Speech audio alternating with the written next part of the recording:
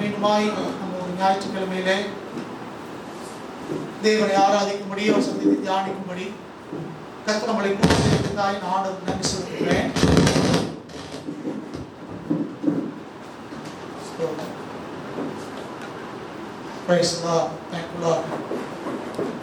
யாவருக்கும் சமாதானம் உண்டாவதாக. நம்முடைய வழக்கத்தின்படி எபேசியர் நிருபத்தை நாம் தியானிச்சு கொண்டிருந்தோம். ஆனால் இந்த வருட நாட்களிலே இந்த எபேசியர் நிருபத்தை வேத ஆராய்ச்சியாக நாம் புதன்கிழமை தோறும் தியானிக்க போகிறோம். புதன்கிழமை மாலையிலே நாம் தியானிக்க போகிறோம். ஞாயிற்றுக்கிழமை ஆராதனையில வேற சில சத்தியங்களை நாம் தியானிப்பதாக தீர்மானித்திருக்கிறோம். அதன்படி இந்த நாளிலே நாம் தியானத்திற்காக எடுத்துக்கொண்ட வேத பகுதி தானியேலின் புத்தகம் முதல் 3 அதிகாரங்களை நாம் தியானிக்க போகிறோம். அதில் விசேஷமாய் நாம் தியானிக்க போகிற வார்த்தை 4வது ஆள் என்பதை குறித்து நம்ம தியானிக்க போகிறோம். ஃபோர்த் மேன் அப்படிங்கிறது குறித்து நாம் தியானம் செய்ய போகிறோம். இந்த 4வது ஆளை குறித்து தானியேல் தீர்க்கதரிசியின் புத்தகம் 3ஆம் அதிகாரம் 25வது வாக்கியத்திலே நாம் காண முடியும். தானியேல் புத்தகம் 3ஆம் அதிகாரம் 25வது வசனம். அதற்கு அவன், இதோ 4 பேர் விடுதலையாய் அக்கினியின் நடுவிலே உலாவுகிறதை காண்கிறேன். அவர்களுக்கு ஒரு சேதமும் இல்லை. 4ஆம் ஆளின் சாயல் தேவபுத்திரனுக்கு ஒப்பாயிருக்கிறது என்றார். சோத்ரம். இந்த வார்த்தையை சொன்னது அந்நாட்களிலே அரசனாயிருந்த நேபுகாத்நேச்சார் சொல்கிறார். இந்த நேபுகாத்நேச்சார் இதற்கு முன்பு தேவனை கண்டதில்லை, தேவகுமாரனை கண்டதில்லை, தேவனுடைய மனுஷனை அவர் கண்டதில்லை, யாரையுமே அவர் பார்த்தது இல்லை. அப்படிப்பட்ட மனுஷன் சொல்லுகிறார். எந்த சூழ்நிலையை சொன்னார் அப்படின்னா, இந்த நேபுகாத்நேச்சார் தம்முடைய சிலையை செய்து, ஒரு பொற்சிலையை செய்து, அது வேதத்தில் வாசிக்கிறோம், 60 முழ உயரமும் 6 முழ அகலத்தில் பெருசா ஒரு பொற்சிலையை செய்து அந்த பொற்சிலைக்கு பிரதிஷ்டை வச்சாராம். அந்த பிரதிஷ்டை வச்ச போது அவர் கொண்டு வந்த ஒரு சட்டம் என்ன அப்படின்னா, எல்லா விதமான இசைக்கருவிகளை இசைக்கும் போது அந்த நாட்டில் இருக்கிற எல்லாரும் அந்த பொற்சிலையை பணிந்து கொள்ள வேண்டும் என்பது அவருடைய சட்டம். அந்த பொற்சிலையை யாராவது பணிந்து கொள்ளவில்லை என்றால் அவர்களை பிடித்து கட்டி எரிகிற அக்னி சூளையில கொண்டு போட்டு விடுவார்கள். இதுதான் அன்றைக்கு போடப்பட்ட சட்டம். ஆனால் அன்றைக்கு தானியேலுடைய சிநேகிதராய் இருந்த சாத்ராக், மேஷாக், ஆபேத்நேகோ சொல்லக்கூடிய இந்த 3 எபிரேய வாலிபர்களும் அப்படி செய்ய மறுத்து விட்டார்கள். ஆகவே அந்த ராஜா அறிந்து அதை விசாரிக்கிறார். நீ இப்படி வணங்க முடியாதுன்னு சொல்லிட்டியாமே அப்படின்னு சொல்லும் போது அவர் ஆமா என்று அவர் ஒத்துக்கொள்கிறார்கள். அதன் பின்பு அவர்களை கொண்டு போய் அந்த அக்கினி சூளையிலே கட்டி கொண்டு போடுகிறார்கள். அப்படி கட்டி கொண்டு போட்ட போது அவர்கள் 3 பேர்த்தை அங்க போடுறாங்க. அக்கினி சூளையிலே போடப்பட்டவர்கள் 3 பேரு. ஆனால் நேபுகாத்நேச்சார் பார்த்ததோ 4 பேரும் பார்க்கிறார். இவர் 4வது ஒரு மனுஷனை பார்த்து விட்டு அவர் மற்றவங்களை பார்த்து சொல்றாரு, நான் 4வது ஒரு மனுஷனை பார்க்கிறேன். அந்த 4ஆம் ஆளின் சாயல் தேவபுத்திரனுக்கு ஒப்பாயிருக்கிறது என்றார். அப்போ இந்த 3 பேரோடு கூட தேவபுத்திரனுக்கு ஒப்பாயிருக்கிற அல்லது தேவகுமாரனுக்கு ஒப்பாயிருக்கிற ஒருவர் அந்த அக்கினி சூளையிலே இவரோடு உலாவுகிறதை இவர் கண்டு மற்றவரிடத்திலே சொல்லுகிறதை பார்க்கிறோம். இங்க தமிழ் வேதாகமத்திலே தேவபுத்திரன் என்று ஒளிவைத்திருக்கிறார்கள். ஆங்கிலத்திலே வாசிக்கும் போது சன் ஆஃப் காட் என்று இருக்கிறது, தேவகுமாரன் என்று மொழிபெயர்த்திருக்கிறார்கள். இதுல பலவிதமான கருத்துக்கள் இருக்கிறது. இன்றைக்கு நாம் தியானிக்க போறது என்னன்னா, இந்த 4வது ஆள் ஏன் அந்த 3 பேரோட சேர்ந்து அக்கினி சூளைக்குள்ளாக வந்தார், அதான் நாம் தியானிக்க போகிறோம். இன்னைக்கு எல்லாருக்கும் ஒரு எதிர்பார்ப்பு இருக்கிறது. நம்ம ஆண்டவரை விசுவாசிக்கிறோம், ஆண்டவரை நம்புகிறோம், அவரை பின்பற்றுகிறோம். ஆகவே நமக்கு சோதனை வரும் போதெல்லாம் நம்முடைய தேவன் நம்மோடு இருக்க வேண்டும். இந்த 3 பேரோடு 4வது நபராய் தேவபுத்திரனுக்கு சாயல் வந்து அவரை விடுவித்தது போல நம்ம வாழ்க்கையிலையும் ஒருத்தர் வர வேண்டும். தேவகுமாரன் வரணும், தேவன் வரணும், தேவதூதன் வரணும், நம்மளை விடுவிக்க வேண்டும் என்று நம்ம எல்லாரும் எதிர்பார்க்கிறோம். ஆனால் ஏன் அவர்கள் வந்தார்கள், ஏன் இந்த 4வது ஆள் வந்தார், எப்படி வந்தார் என்பதுதான் இன்றைக்கு நாம் தியானிக்க போற ஒரு காரியம். அதற்கு முன்பாக நான் ஒரு ஸ்னாப்சிஸாக ஒரு சுருக்கமாக இந்த பகுதியின் 3 அதிகாரங்களில் இருந்து சில காரியங்களை சொல்லிவிட்டு ஒரு 10 காரியங்களை நான் உங்களுக்கு முன்பாய் நான் வைக்க விரும்புகிறேன்.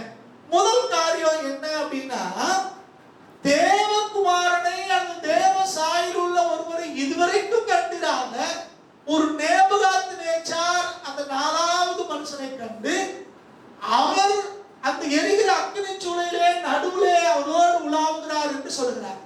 அப்ப இதுவரைக்கும் காணாத ஒருத்தர் தேவபுத்திரனை காணுகிற ஒரு பாக்கியம் அன்றைக்கு கிடைச்சது. இது மற்றவங்களுக்கு தெரிஞ்சுன்னு போடல, நேபுகாத்நேச்சார் தான் பார்க்கிறார். யார் இந்த நேபுகாத்நேச்சார்? இவர்தான் சட்டத்தை கொண்டு வந்தவன். என்னுடைய பொற்சினைய வணங்கல அப்படின்னா அவளை கட்டி தூக்கிட்டு போய் அக்கினி சூளையிலே போட வேண்டும் என்று சட்டம் போட்டவன். இப்ப அவர் பார்த்துட்டு சொல்றாரு, நான் போட்ட சட்டம்லாம் நிறைவேறலையா, இந்த 3 பேரும் அக்கினியில அவங்க வெந்து போகல, ஆனா 4வது ஒரு ஆள் அவங்க கூட உலாவிக் கொண்டிருக்கிறார் என்று ஒரு அறிக்கையிடுகிற ஒரு காரியத்தை பார்க்கிறோம். யோவான் ஸ்நானனை குறித்து வேதம் சொல்கிறது, இயேசு கிறிஸ்துவானவர் அந்த பூமிக்கு வந்தபோது இவர்தான் தேவகுமாரன் என்பதை கண்டுகொள்ளத்தக்கதாக இயேசுவானவர் ஞானஸ்நானம் பெறும்போது வானத்திலிருந்து பரிசுத்த ஆவியானவர் அக்கினி ரூபம் கொண்டு இறங்கினார் என்று பார்க்கிறோம். இது வேற யாருக்கும் தெரியல, அது யோவான் ஸ்நானனுக்கு மாத்திரம் தெரிந்ததாக வேதத்திலே பதிவு செய்யப்பட்டிருக்கிறது. எதுக்கு? இவர்தான் தேவகுமாரன், இவர்தான் வர வேண்டிய மேசியா என்பதை யோவான் ஸ்நானனுக்கு உறுதிப்படுத்தபடி அது அன்றைக்கு வெளிப்படுத்தப்பட்டது. அதே மாதிரி சட்டத்தை போட்ட இந்த நேபுகாத்நேச்சார் மனம் திரும்பத்தக்கதாய், இந்த தானியேலையும் அவருடைய 3 சிநேகிதமாரையும் உயர்த்தத்தக்கதாய், இவர்கள் ஆராதிக்கிற தேவனே தேவன் என்பதை அவனுக்கு உறுதிப்படுத்தும்படியாய் ஆண்டவர் அவர்களுக்கு கண்களுக்கு இந்த 4வது ஒரு மனுஷனை தேவ புத்திரனுக்கு சாயலா இருந்த ஒருவரை அன்றைக்கு வெளிப்படுத்தி காண்பித்தார். அடுத்து இந்த 4 அப்படின்னு சொல்றமே, 4வது என்று சொல்கிறோமே, இந்த 4 அப்படிங்கிற இந்த எண்ணிற்கு எபிரேயத்திலே எழுத்து வடிவத்திலே அதை குறிப்பிடுகிறார்கள். ஒவ்வொரு எழுத்துக்கும் ஒவ்வொரு நம்பர் வச்சிருக்காங்க. தமிழ்ல கூட அப்படி இருக்குல்ல, காணா காணானா 1 அப்படின்னு சொல்றோம். தமிழ் எழுத்துக்கள் இன்னைக்கு அந்த எழுத்துருக்கள் இன்னைக்கு மறக்கடிக்கப்பட்டு விட்டது. நவீன கல்வி யுகத்திலே அதை மறக்கடிச்சிட்டாங்க. ஆனால் அது தெரிந்து கொள்வது நல்லது. எபிரேயத்திலே அப்படித்தான் ஒவ்வொரு எண்ணிற்கும் ஒரு எழுத்தை அவர்கள் பிரதியிட்டு அதை பதிவு செய்கிறார்கள். அதே மாதிரி இந்த 4வது அப்படிங்கிற இந்த எண்ணுக்கான எழுத்து வடிவம் என்னன்னா டாலத் அப்படின்னு சொல்லுவாங்க. டாலத், இந்த டாலத் என்கிற அந்த எழுத்தினுடைய விளக்கம் அல்லது ஒவ்வொரு எழுத்திற்குமே எபிரேயத்திலே அதற்கு என்ன சொல்றது, ஓவிய வடிவம், சித்திர வடிவம் வைத்திருக்கிறார்கள். அந்த சித்திரம் என்னன்னா வாசல். இந்த டாலத் என்றால் அது வாசலை குறிக்கிற ஒரு எழுத்து. அப்ப இந்த 4 அப்படிங்கிற இந்த எண் டாலத்துங்கிற எழுத்து, அந்த டாலத்துங்கிற எழுத்து வாசலை குறிக்கிற ஒரு சித்திரமா இருக்கிறது. இயேசு கிறிஸ்து சொல்லுகிறார், நானே வாசல் என்று ஆண்டவர் சொல்லுகிறார். அப்ப இந்த 4வது வந்த இந்த தேவபுத்திரனுக்கு சாயலா இருக்கிறவர் யாரு? இயேசு கிறிஸ்து. அதான் தேவகுமாரன், வாசலா இருக்கிறவர். அப்ப இன்னைக்கு என்ன பிரச்சனை வந்தாலும் சரி, எந்த அதிகாரத்தினாலே நமக்கு பிரச்சனை வந்தாலும் சரி, அக்கினி சூளை போன்ற எப்படிப்பட்ட கஷ்டங்களுக்குள்ளாய் நம்ம கடந்து போனாலும் சரி, இதுல எல்லாம் நம்மளை தப்புவிப்பதற்காக ஒரு வாசல் இருக்கிறது. அந்த வாசலுக்கு பேரு இயேசு கிறிஸ்து. இன்னைக்கு கொரோனாவா இருக்கலாம், உருடங்கா இருக்கலாம், வேலை இன்மையா இருக்கலாம், வருமானம் இல்லாத இருக்கலாம், எந்த பிரச்சனையா இருந்தாலும் சரி, எல்லாவற்றிற்கும் ஒரு வாசல், தப்பிக்கொள்கிற ஒரு வாசல் உண்டானால், நம்மளை தப்புவிக்கிற ஒரு வாசல் உண்டானால் அது இயேசு கிறிஸ்து. சோதரம். அடுத்து இந்த இயேசு கிறிஸ்துவை பார்த்தது யாரெல்லாம் பார்த்தா? நேபுகாத்நேச்சார் தான் பார்த்தாரு. இது பிரச்சனைகளுக்கு மூல காரணமே, தீய சக்திகளுக்கு மூல காரணமே சாத்தான் தான். இந்த சாத்தானாலே ஆட்கொள்ளப்பட்டிருக்கிறவங்க தான் இயேசுவையும் கண்டாங்க. சோதரம். நேபுகாத்நேச்சார் தான் தீமைகளுக்கு காரணம். அந்த இடத்துல சட்டத்தை கொண்டு வந்தவன். ஆனா அவன் பார்க்கிறார். அப்ப இன்றைக்கு நீங்களும் நானும் நம்மோடு இருக்கிற இயேசுவை உணராதிருந்தாலும், பிரச்சனைகள் மத்தியிலே நம்ம கூட தேவன் இருக்கிறார் என்பதை அறியாதிருந்தாலும், சாத்தான் அதை பார்க்கிறான், சாத்தான் அதை காண்கிறான். நம்மளோடு தேவன் இருப்பதை சாத்தானும் சத்துருக்களும் காண்கிறார்கள். சில நேரங்களில் நாம நினைக்கிறோம், ஏன் நமக்கு இந்த விடுதலை இல்லை, ஏன் நமக்கு மீட்பு இல்லை, ஏன் நமக்கு உயர்வு இல்லை, ஏன் இந்த வழியா கடந்து போறோம், நம்ம கூட ஒருத்தர் இல்லையே, நம்ம தான் வைராக்கியமா இருக்கணும், நம்ம தான் விசுவாசமா இருந்தோம், ஆனா நாம இன்னைக்கு அக்கினிச்சல் அனுபவத்துக்கு வந்திருக்கிறோமே அப்படிங்கிற கேள்வி நமக்கு இருந்தாலும், சத்துருக்களும் சாத்தானும் காண்கிறது என்னன்னா, நமது பக்கத்துல யார் நிற்கிறார், நம்முடைய சர்வ வல்லமையுள்ள ஆண்டவர் இருக்கிறார் என்பதை அவர்கள் காண்கிறார்கள். நாம புரியாம இருந்தா கூட அவங்களுக்கு தெரியும். சாத்தான் சில நேரங்கள்ல நம்மோடு மோதுவதும், நம்மளை மடங்கடிக்க நினைக்கிறதும், சில நேரங்களில் போராடி பார்த்துட்டு ஒண்ணுமே முடியல ஒதுக்கி போறதுக்கும் காரணம் என்ன, நம்மோடு தேவன் இருக்கிறார். இதனாலதான் பவுலடியார் சொல்கிறார், தேவன் கர்த்தர் ஆண்டவர், அவர் நம் பட்சத்தில் இருந்தால் நமக்கு விரோதமா இருப்பவர் யார் என்று அவர் சொல்லுகிறார். தேவன் நம் பட்சத்தில் இருந்தா ஒருவரும் நம்மள குற்றம் சுமத்த முடியாது. சோத்திரம். அடுத்து பாருங்க, இவர்தான் நம்மளை கைவிடாத ஆண்டவர். இவர் நம்மளை ஒருபோதும் கைவிடுகிறவர் அல்ல. அக்கினிச்சுளைக்குள்ள போனா கூட அங்கேயும் கூட வந்து உலாவுகிறார். யாரோட தேவன் இருக்கிறார், கர்த்தருக்காக வைராக்கியம் பாராட்டி அக்கினிச்சுளைக்குள்ள போறதுக்கு ஆயத்தமா இருக்காங்களே, அவங்க கூட தான் அவர் இருக்கிறார். அவருடைய பிரதான கட்டளை நம்ம சொல்லுகிறோம், கிரேட் கமிஷன் அப்படின்னு சொல்றோம். என்ன சொல்றாரு, நீங்கள் புறப்பட்டு போய் சகல ஜாதிகளையும் சீஷராக்கி பிதா குமாரன் பரிசுத்தாவின் நாமத்தால் அவளுக்கு ஞானஸ்நானம் கொடுங்கள் அப்படின்னு சொல்லிட்டு, அதுக்கு பிறகு சொல்றாரு, இதோ உலகத்தின் முடிவு வரைக்கும் சதா காலங்களிலும் நான் உங்களோடு கூட இருக்கிறேன். அப்ப யாரு கூட கர்த்தர் சதா காலமும் கூட இருக்கிறாரா, யார் ஆண்டவருக்காக புறப்பட்டு போறாங்களோ, யார் ஆண்டவருக்காக பேசுறாங்களோ, யார் ஆண்டவருக்காக வைராக்கியம் பாராட்டுறாங்களோ, யார் ஆண்டவருடைய வேலையை செய்கிறார்களோ, அவர்களோட தான் அவர் சதாகாலம் கூட இருக்கிறார். சோத்திரம். ஆண்டவரவே நினைக்காம, ஆண்டவருக்காக எதுவும் செய்யாம, சுயநலத்தை பார்த்து கொண்டு உலக பிரகாரமாய் வாழ்ந்து கொண்டு தேவன் என்னோடு கூட இருக்கிறார் அப்படின்னு சொன்னா அது பெரிய கேள்வி. சொல்ல இயேசு நம்மோடு சொல்றான். இயேசு நம்மோட எப்ப இருப்பாரு, நம்ம கர்த்தருக்காக கிரியை செய்யும் போதுதான் அவர் நம்மளோடு கூட இருப்பார். அப்போ கர்த்தர் கைவிடாது இருக்கிறார். கர்த்தர் அக்கினிச்சுளைக்குள்ளே வர்றாருன்னா அவருக்காக வைராக்கியம் பாராட்டினவங்களுக்காகத்தான் இந்த இயேசுவானவர் அங்க வருகிறார். அடுத்து என்ன நடந்தது, இப்படி அக்கினிச்சுளைக்குள்ள போடப்பட்டவங்க தேவபுத்திரனுக்கு சாயலாய் இருக்கிற 4ஆம் ஆளங்க வந்தபடினாலே அடுத்து நடந்தது என்ன, அவர்கள் அக்கினிச்சுளை விட்டு வெளியே வந்தார்கள். அவருடைய கட்டுகள் அவுக்கப்பட்டது. அவர்கள் உடனடியாக தேசத்திலே உயர்த்தப்பட்டார்கள்.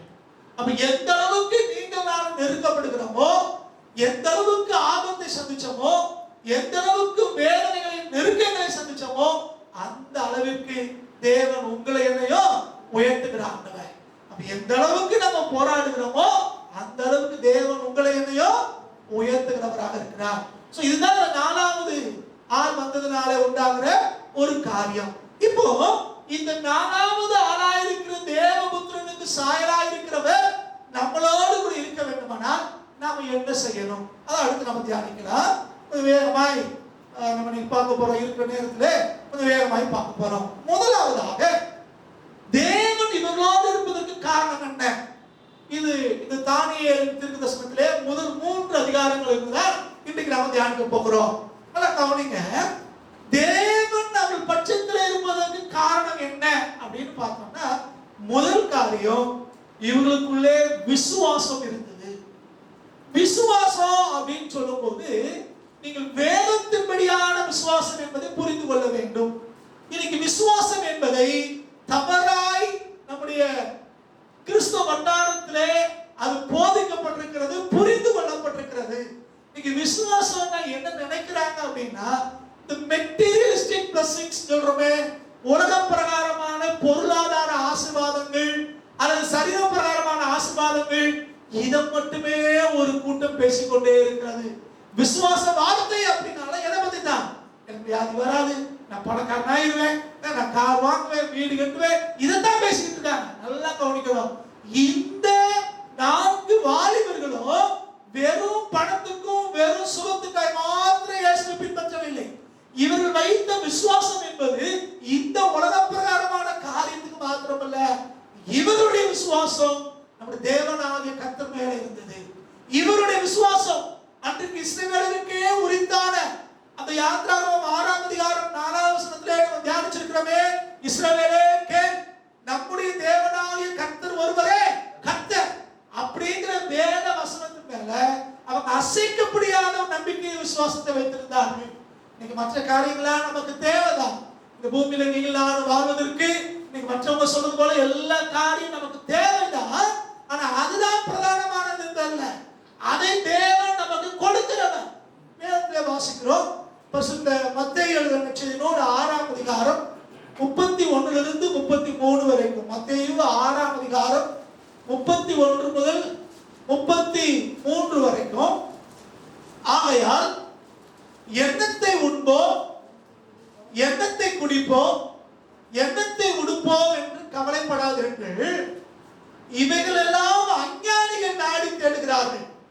இவைகள் எல்லாம் உங்களுக்கு வேண்டியவைகள் என்று உங்கள் பரமபிதா அறிந்திருக்கிறார். அப்ப நம்ம சாப்பிடுறதுக்கு, நம்ம உடுத்துறதுக்கு, நம்ம தங்குவதற்கு நமக்கு தேவையானதெல்லாம் என்னவையோ அதெல்லாம் தேவன் அறிந்திருக்கிறார். அப்படி பரமபிதா அறிந்திருக்கிறார். எப்படி இன்னைக்கு தாய் தகப்பன் நினைக்கிறாங்க, பிள்ளைக்கு 5 வயசு ஆயிடுச்சு, ஸ்கூல்ல சேர்த்து விடணும், யூனிஃபார்ம் வாங்கணும், ஃபீஸ் கட்டணும், புக் வாங்கணும். அம்மா அப்பா யோசிக்கிறாங்க. இதை விட உங்களை என்னையும் அதிகமாக நேசிக்கிற பரமபிதா அவர் எல்லாவற்றையும் அறிந்திருக்கிறார். அதான் இங்க மத்திய ரொம்ப தெளிவா எழுதுகிறார். இவைகள் எல்லாம் உங்களுக்கு வேண்டியவைகள் என்று உங்கள் பரமபிதா அறிந்திருக்கிறார். நமக்கு இது தேவைன்னு அவருக்கு தெரிஞ்சதுனாலே அவர் நமக்கு கொடுக்கிற ஆண்டவர். அதனால 31 சொல்றார், ஆகையால் எண்ணத்தை உண்போம், எண்ணத்தை கொடுப்போம், எண்ணத்தை குடிப்போம், எண்ணத்தை உடுப்போம் என்று கவலைப்படாதீர்கள். இந்த பூமிக்குரிய காரியத்துக்காக, சரீரத்துக்கு அடுத்த காரியங்களுக்காக நீ கவலைப்பட வேண்டாம். இவைகள் எல்லாம் அஞ்ஞானிகள் நாடி தேடுறாங்க. யாரு? ஆண்டவரை அறியாதவர்கள், ஆண்டவருக்கு மேல விசுவாசம் இல்லாதவங்க, அவங்க தான் அதுக்கு முக்கியத்துவம் கொடுத்து தேடிட்டு இருக்காங்க. நீங்க கவலைப்படாதீங்க, இதெல்லாம் உங்களுக்கு தேவை என்று உங்கள் பரமபிதா அறிந்திருக்கிறார். அவங்க இதை நாடி தேடுறாங்க. ஆனா நீங்க என்ன செய்யணும்? 33 சொல்றாங்க. முதலாவது தேவனுடைய ராஜ்யத்தையும் அவருடைய நீதியையும் தேடுங்கள், அற்புதங்களெல்லாம் உங்களுக்கு கூட கொடுக்கப்படும். அப்ப இதெல்லாம் நமக்கு தேவை. ஆனா ஆண்டவரை தேடும் போது, தேவ ராஜ்யத்தை தேடும் போது அவருக்கு எல்லாம் நமக்கு கூட கொடுப்பாரு. இந்த 4 வாலிபர்களுக்கு அந்த அறிவு இருந்தபடினாலே இவங்க சாப்பாடுக்காக, ட்ரெஸ்ஸுக்காக, வீட்டுக்காக, வாசலுக்காக ஓடி அலையில. இவங்க விசுவாசம் எது மேல இருக்கிறது? கர்த்தர் மேலே இருந்தது. எங்க தேவனாகிய கர்த்தர் ஒருவரே கர்த்தர். நம்பிக்கை அவங்களுக்கு. அதனால நீ ராஜாவா இருக்கலாம், நீ யாரா இருந்தாலும் சரி, நீ நிறுத்தின பொற்சிலை நாங்க வணங்க மாட்டோம். நாங்கள் தேவன் ஒருவருக்கு முன்னால் தான் வணங்கால் பண்ணிடுவோம். அவர் ஒருவரை தான் ஆராதிப்போம். வேற எதையும் நாங்க ஆராதிக்க மாட்டோம். என்ன ஒரு விசுவாசம் தான். நம்ம விசுவாசம் எப்படி இருக்குது? நம்ம முதல்ல சொல்றது போல நீங்க விசுவாசம்னாலே சாப்பாட்டுக்கும் பணத்துக்கும் உலக பிரகாரம் வந்தா நீங்க பேசிட்டு இருக்காங்க. விசுவாசம் அறிக்கிறாலே என்னதான்? காலையில் எழுந்த உடனே யாவது எனக்கு வராது, நான் பணக்காரன் ஆயிடுவேன், நல்ல வேலை கிடைக்கும், சம்பாதிப்பேன், இதுதான் அறிக்கைதான். நீங்கள் நானும் அது நமக்கு தேவை என்பதை கர்த்தர் அறிந்திருக்கிறார் என்பதை அறிந்து கொண்டு நம்ம அறிக்க மாறணும். நம்முடைய தேவனாகிய கர்த்தர் ஒருவரே கர்த்தர். நான் அவரை தவிர யாரையும் ஆராதிக்க மாட்டேன். இந்த ஆண்டவருக்காக வைராக்கியம் ஜீவிப்பேன். இவரை குறித்து மற்றவர்களுக்கு சாட்சி சொல்வேன், அறிவிப்பேன். தேவ ராஜ்யத்தை கட்டுற பணியில நானும் பங்கு வகிப்பேன். இப்படி நம்ம விசுவாச அறிக்கை மாற வேண்டியதா இருக்கிறது. ஏன் 4வது ஒரு ஆள் எரிகிற அக்கினி சுளைக்குள்ளே வந்து இறங்கினார் அப்படின்னா, இவர்களுக்கு வேதத்தின்படியாக சரியான விசுவாசம் இருந்தது. கர்த்தர் அங்கே நம்முடைய குமாரனை அனுப்பி வைத்தார். இன்னைக்கு உங்களோடு என்னோடு 4வது ஆளாய் கர்த்தர் இன்னைக்கு நம்மளோடு இருக்க வேண்டுமானால் நம்ம நம்ம குடும்பத்திலே ஒருவராய் மாற வேண்டுமானால், பிரச்சனைகளை கஷ்டங்களை நம்ம கூட நம்ம நடத்த வேண்டுமானால் நமக்குள்ள சரியான விசுவாசம் தேவை. இரண்டாவது காரியம், இவர்கள் தங்களை தீட்டுப்படுத்த அனுமதிக்கவில்லை. முதலாவது காரியம் என்னது? தேவன் மீது விசுவாசம் வைத்திருந்தார்கள். இரண்டாவது காரியம் என்ன? தங்களை தீட்டுப்பட அவர் விடவே. எதனால? சாப்பாடுனால. இவன் சாப்பாடுல கூட அவங்க தங்களை தீட்டுப்படுத்த விடல. இவர்கள் சிறை கைதிகளாய் போயிருக்கிறார்கள். போன இடத்துல ராஜா கட்டளையிடுகிறார், நல்ல சாப்பாடை கொடுங்க. எப்படி சாப்பாடுனா, ராஜா சாப்பிடுற சாப்பாடு, ராஜா குடிக்கிற போஜனம், இதை அவர்களுக்கு கொடுத்து 3 வருஷ காலம் அவங்களுக்கு சாப்பாடை போட்டு அதுக்கு பிறகு எங்கிட்ட கூட்டுவாங்க சொல்லி அனுப்பிட்டார். இப்ப அவர்களை அங்க வைத்து எல்லாருக்கும், சிறை பிடிச்சிட்டு போன எல்லாருக்கும் ஒரே மாதிரி சாப்பாடை போட்டாங்க. ஆனா இந்த 4 வாலிபர்கள் சொல்றாங்க, நாங்க அப்படி சாப்பிட மாட்டோம். அதெல்லாம் நீ கவனிக்கணும்.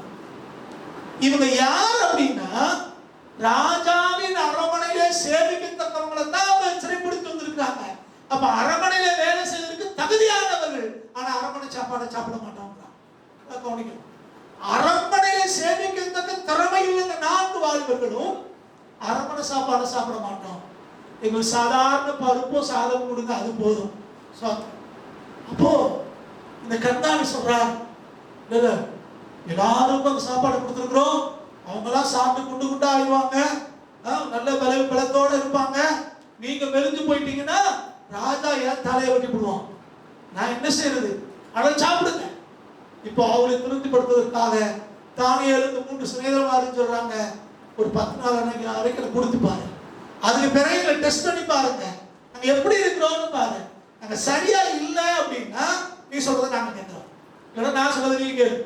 ஒரு அக்ரிமெண்ட் போட்டுட்டாங்க. 10 நாள் அளவும் அவங்க சாப்பிட்டாங்க. பின்ன நம்ம தியானிக்கலாம். 10 நாள் அளவும் பார்க்கறாங்க. அது பிறகு பார்த்தா மற்ற எல்லாரையும் விட இவங்க முகம் தான் கலையுள்ளதா இருக்கிறது, இவங்க சரீரம் தான் பலமுள்ளதா இருந்தது.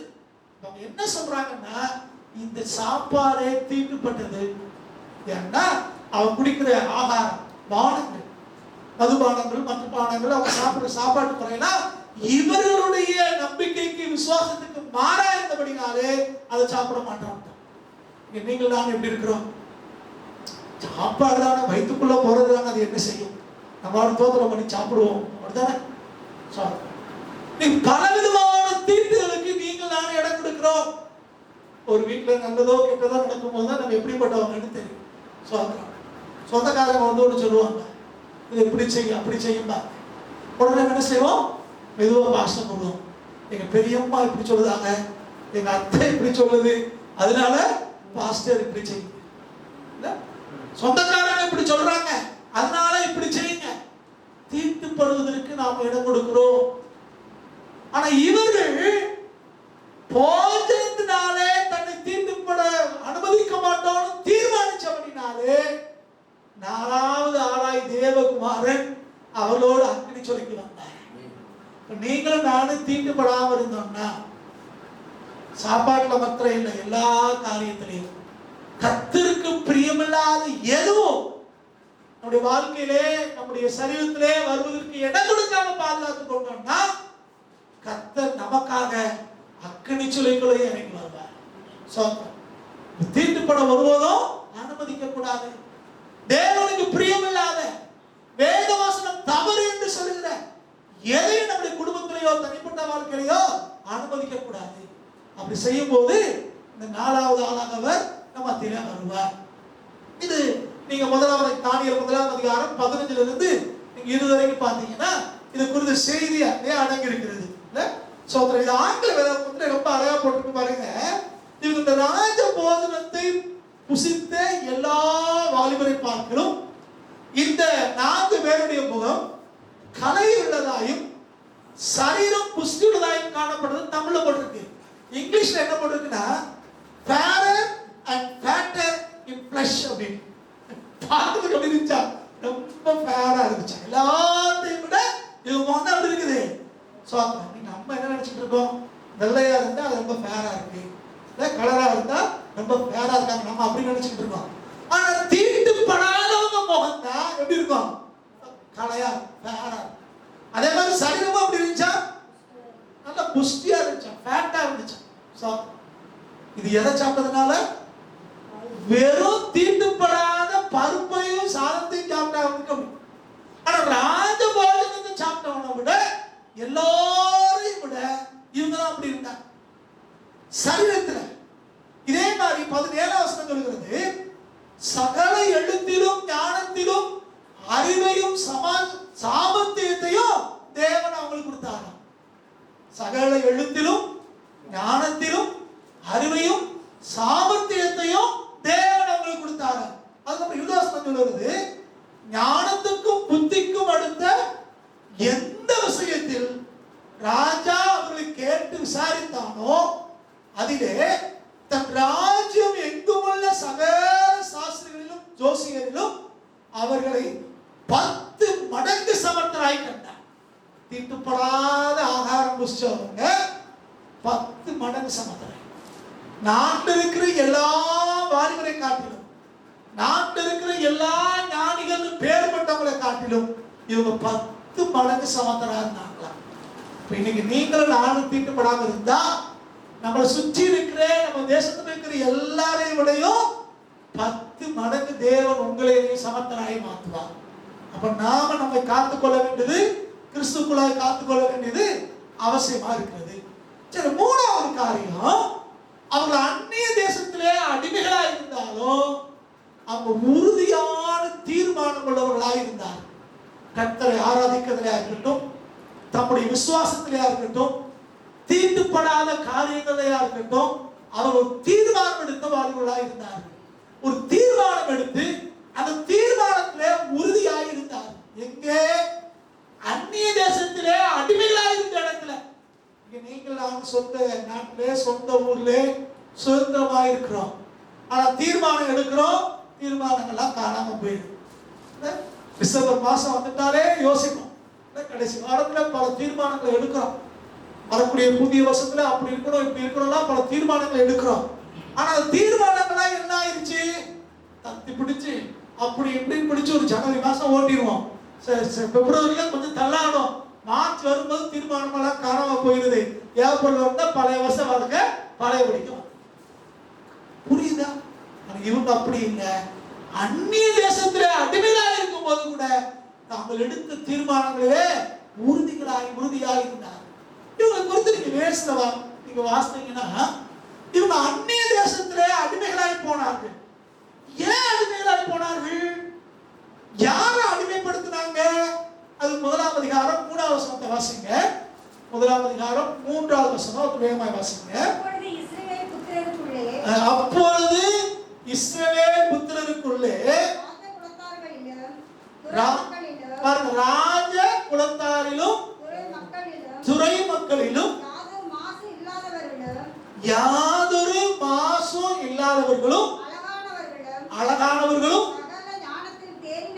சகல ஞானத்திலும் தேர்ந்தவர்களும் அறிவில் சிறந்தவர்களும் கல்வியில் நிபுணரும்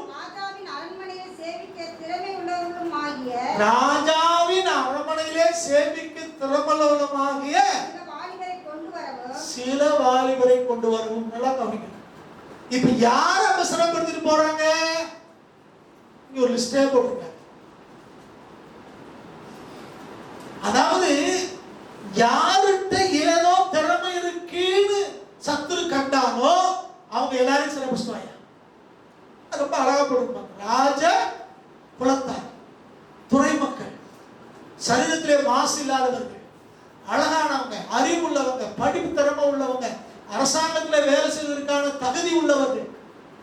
இப்படி யாருக்கு இந்த திறமை இருக்குதோ தகுதி இருக்கோ இவங்களை கூட சிறைப்படுத்திட்டு வாங்க. நல்லா கவனிக்கணும். இன்னைக்கு நம்ம என்ன நினைக்கிறோம்? சில பேரு நமக்குள்ள சில திறமை இருக்குன்னு நினைச்சுக்கோங்க. நமக்குள்ள ஏதோ ஒரு திறமை இருக்குன்னா அதை கர்த்தருக்காய் பயன்படுத்த கவனமா இருக்கும். கர்த்தருக்காய் பயன்படுத்தினாலும் சாத்தான் பார்க்கிறான், இவங்க கிட்ட இந்த திறமை இருக்கு, இவர்களை நாம சிறைப்படுத்த வேண்டும் என்று அவன் வளைய விரிக்கிறான். சாத்தான் அவனை சாத்தானை குறித்து நம்ம பைபிள்ல பல இடங்களில் வாசிக்கிறோம். திருடன் திருடவும் கொல்லவும் அழிக்கும் வருகிறானே என்று வேறொன்றுக்கு வரான்னு யோவான் 10:10 வாசிக்கிறோம். அவன் திருட வர்றது எதுதான் வரா? திருட தான் வர. திருட வர்றவன் எதை திருடுவான்? பழைய செருப்பு, தேஞ்சு போன விளக்கமாறு, இதையா திருடுவான்? திருடுற எதைத்தான் திருடுவான்? அந்த வீட்டில் விலையேறப்பட்ட பொருள் என்ன இருக்கு, எது நல்லா இருக்குது, அதான் திருடணும். அப்ப இன்னைக்கு சாத்தான் யார் மேல கண் வைக்கிறான்? இவங்கிட்ட ஏதோ ஒரு திறமை இருக்கப்பா, சுதந்திரம் இவரை கொண்டு போயிருக்கு. இன்னைக்கு நம்மகிட்ட ஏதோ ஒரு திறமை, சுதந்திரம், நல்லா எழுதலாம், நல்லா பாடலாம், நல்லா பேசலாம், நல்லா வரையலாம், ஏதோ ஒரு திறமை, உழைக்கிற திறமை இருக்கலாம், சரீரத்தில் பலம் இருக்கலாம், ஏதோ ஒன்று இருக்கிறது என்றால் பிசாசு நம்ம மேல கண்டிருக்கிறார். நிறைய இசைக்கலைஞர்களை நான் பார்க்கிறேன். சபையில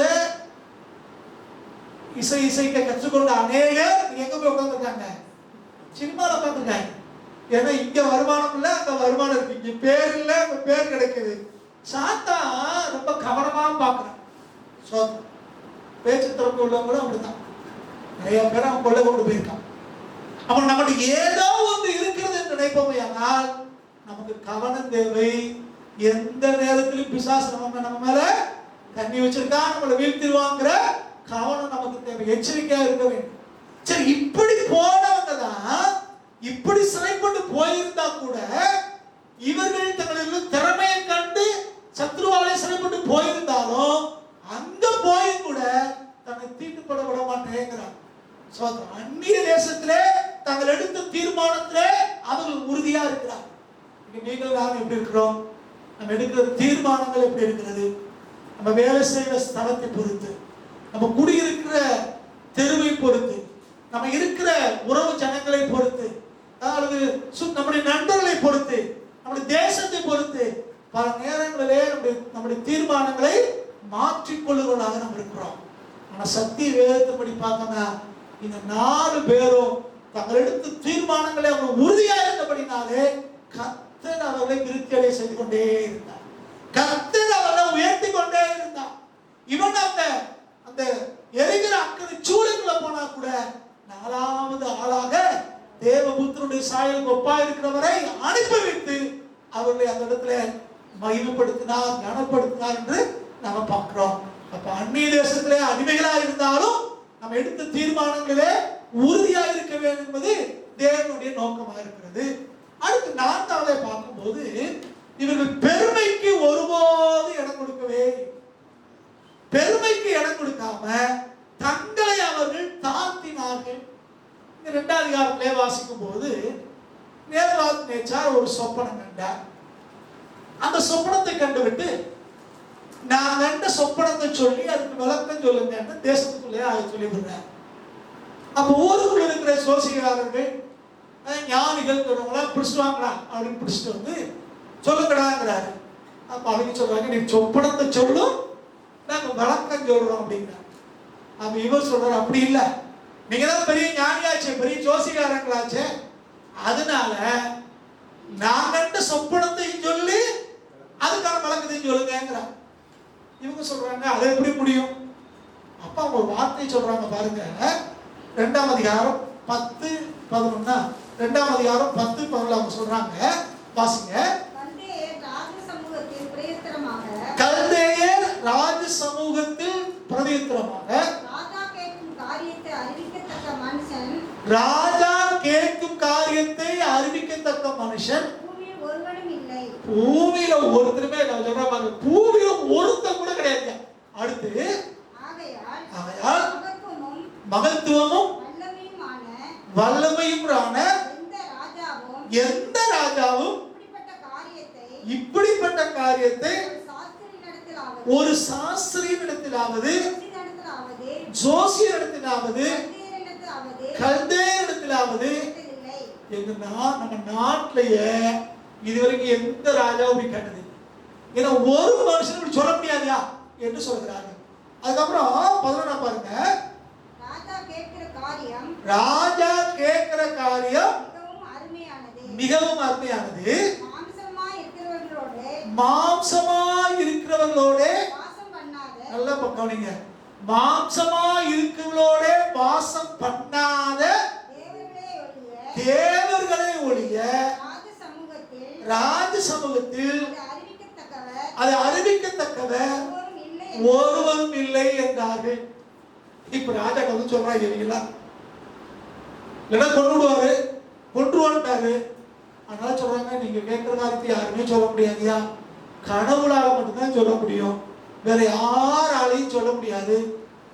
அது இப்படி ராஜாக்களுக்கு தெரிஞ்சதுனால எந்த ராஜாவும் இப்படி இதுவரைக்கும் கேள்வி கேட்டதே இல்லை, நீங்க இப்படி கேட்குறீங்களே அப்படின்னு சொல்றாங்க. இப்போ எல்லா ஜோசியரையும் எல்லா சாஸ்திரிகளையும் கொல்லுங்கட்டாங்க. இப்போ இந்த தானியேலையும் அப்படி சிநேகிதரையும் பிடிக்க போறாங்க. ஏன்னா பெரிய படிப்பாளியாச்சே, திறமசாலியாச்சே அப்படின்னு. அப்போ அவங்க சொல்றாங்க, எங்க ராஜாவை கூட்டு போக சொல்லி ராஜாவிடத்துல பேசி திரும்ப அந்த 4 பேரும் ஜெபம் பண்ணி கர்த்தர் சொன்னதை கேட்டுட்டு திரும்ப போய் ராஜாட்ட சொன்னாங்க. ராஜாட்ட சொன்ன உடனே ராஜா, ஆமா நீ சொன்ன கனவை தான் கண்டே என்று ஏற்றுக்கொள்கிறார் சொல்லி இவங்களை உயர்த்தி வைக்கிறாங்க. நம்ம பார்க்கிறோம். கவனிக்க வேண்டியது என்னன்னா, அந்த நாட்டு சாஸ்திரிமாரி அந்த நாட்டு சோசியாரிகள் சொன்னாங்க, தெய்வத்தை தவிர யாராலும் இது சொல்ல முடியாதுன்னு. இது யார் சொல்லிட்டா? இப்போ தானியேல் வந்து சொல்லிட்டார். இப்ப நம்ம ஊர்ல இருக்கிற இன்னைக்கு இருக்கிற நம்முடைய ஊழியக்காரர்கள், ஆவிக்குரியவர்கள், தீர்க்கதரிசிகளாக என்ன சொல்லியிருப்பாங்க? நாங்க யார் தெரியுமா? நாங்க எவ்வளவு ஜெபம் பண்ணியிருக்கோம், நாங்க எவ்வளவு தியாகம் பண்ணியிருக்கோம், நாங்க எவ்வளவு வரம் பெற்றிருக்கோம், இல்ல நாங்க எப்படிலாம் கஷ்டப்பட்டிருக்கோம், நம்மளை உயர்த்திருப்பாங்க. இன்னைக்கு அந்நியர் சொல்றான், தெய்வத்தை தவிர யாராலையும் சொல்ல முடியாதுன்ட்டான். அப்ப இவன் என்ன சொல்லுவாங்க? இயேசுநாதர் டெய்லி நான் தான் அவரை கேட்டுட்டு இருக்கேன், நான் சொல்றதை கேட்டுதான் இயேசுநாதரே எல்லாத்தையும் செய்யறாருன்னா ஒரு ஆளு இப்படி எப்படியாவது சொல்லுவான். ஆனா இந்த தானியேல் என்ன சொல்றாரு பாருங்க, 30வது வசனத்தை பாருங்க. இந்த தானியேல் என்ன சொல்றாரு? உயிரோடு இருக்கிற எல்லாரையும் பார்க்கிறோம். நல்லா பார்த்துக்கணும். உயிரோடு இருக்கிற எல்லாரையும் பார்க்கிறோம், எனக்கு அதிக ஞானம் உண்டு என்பதினாலே அல்ல. அதை கவனிச்சீங்களா? உயிரோடு இருக்கிற இவங்க எல்லாரையும் விட எனக்கு ஞானம் அதிகம் அப்படிங்கிறதுனால இந்த காரியம் எனக்கு வெளிப்படவில்லை. சோத்ரம். இப்ப அந்நியன் என்ன சொல்றா? இதை வெளிப்படுத்தணும்னா மாம்சமான மனுஷன் மத்தியிலே வாசம் பண்ணாத தெய்வத்தால் தான் முடியும்னு சொல்றான். இவர் நான் பெரிய ஆளுன்னு சொல்லாம அவர் சொல்றார், நான் ஒன்றும் பெரிய ஆள் இல்லையா, நான் ஒன்றும் பெரிய ஆள் இல்லை. பூமியில் இருக்கிறவங்களை விட, உங்க ஊருக்காரங்களை விட, மற்றவங்களை விட நான் ஒன்றும் ஞானத்துல பெரியவன் இல்லை. அர்த்தம் ராஜாவுக்கு தெரிய வரவும் உங்களுடைய இதயத்தின் நினைவுகளை நீர் அறியவும் இந்த மறைபொருள் எனக்கு வெளியாக்கப்பட்டது. பேசி வாசனை சொல்லி இருக்குது, செயற்பாட்டு சொல்லி இருக்குது. எனக்கு தேவனாலே வெளிப்படுத்தப்பட்டது. என்னுடைய அறிவு இல்லை, எனக்காக வெளிப்படுத்தல. உங்க இதயத்தின் நினைவுகளை நீங்க அறிந்து கொள்ளவும், நீங்க இதை அர்த்தத்தை புரிந்து கொள்வதற்காக கர்த்தர் எனக்கு வெளிப்படுத்தினாரு. நான் அதை உங்களுக்கு சொல்லியிருக்கிறேன். நான் ஒன்றும் ஞானி அல்ல. எவ்வளவு பெரிய தாழ்மை பாத்தீங்களா? இதுதான் இன்னைக்கு இருக்கிற இந்த கிறிஸ்தவ வட்டாரத்திற்கும் தானியேலுக்கு இருந்த பெரிய வித்தியாசம். ஏன் 4வது ஆளாக எரிகிற அக்கினி சுளைக்குள்ளே தேவகுமாரன் வந்தார்? ஏன் பசியோடு இருக்கிற சிங்க கொபிக்குள்ள தானியேலை காக்கும்படி தேவன் இறங்கி வந்தார் அப்படின்னா இவருக்குள்ள இருந்த அந்த தாழ்மை இருக்காம. நம்ம இப்படி இருக்கிறோம், ஏதோ கொஞ்சம் திறந்து வந்துட்டா போதும், அவ்வளவுதான், நம்மளை பிடிக்கவே முடியாது.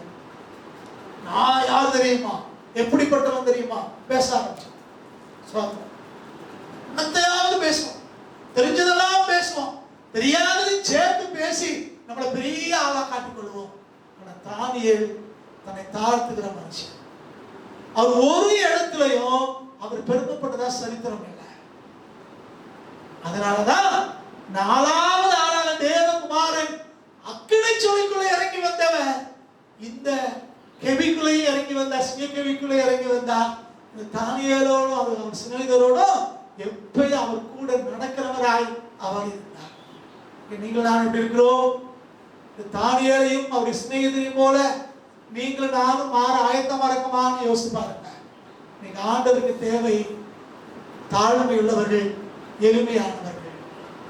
தீட்டுப்பட அனுமதிக்க மாட்டேன் சாப்பாட்டை ஒதுக்குனாங்க. அது இன்னொரு காரியம் பார்த்தீங்கன்னா எளிமையான சாப்பாட்டை விரும்பினார். தீட்டுப்பட வேண்டாம்னு ஒதுக்குனவங்க எளிமையை தெரிந்து கொண்டார். எளிமை என்பது தரித்திரம் அல்ல, நீங்க புரிந்து கொள்ளணும். எளிமை என்பது தரித்திரமும் அல்ல, தாழ்மை என்பது கோழைத்தனமும் அல்ல.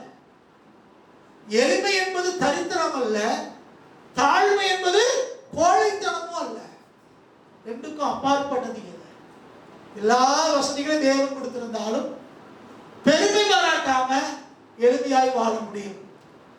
எல்லா அதிகாரங்களும் தேவன் நம்ம கொடுத்திருந்தாலும் நம்ம பெருமை பாராட்டாம அதிகாரத்தை பயன்படுத்தாம தாழ்மையாய் வாழ முடியும். அதைத்தான் இந்த தானியேலும் அவருடைய சிநேகிதமாரும் அவங்க வாழ்க்கையிலே அனுபவித்திருந்தார்கள். அவங்க வாழ்க்கையின் அனுபவமாய் மாற்றி இருந்தார்கள். ஆகவேதான் இந்த 4வது ஆளாகிய தேவபுத்திரன் இஸ்ராயேலுக்கு ஒப்பா இருக்கிறவர் அவங்க கஷ்டத்தின் நேரத்துல அவங்க கூட வந்தார். நீங்கள் நாம் எப்படி இருக்கிறோம் கொஞ்சம் யோசித்து பாருங்க. நம்ம ஆண்டவருடைய வேதம் சொல்லுகிற இந்த குணாதிசயம் நம்ம இருக்குதா? இந்த தானியேலை போல அவர் சிநேகிதரை போல நீங்கள் நான் இருக்கமா? கொஞ்சம் யோசித்து பாருங்க.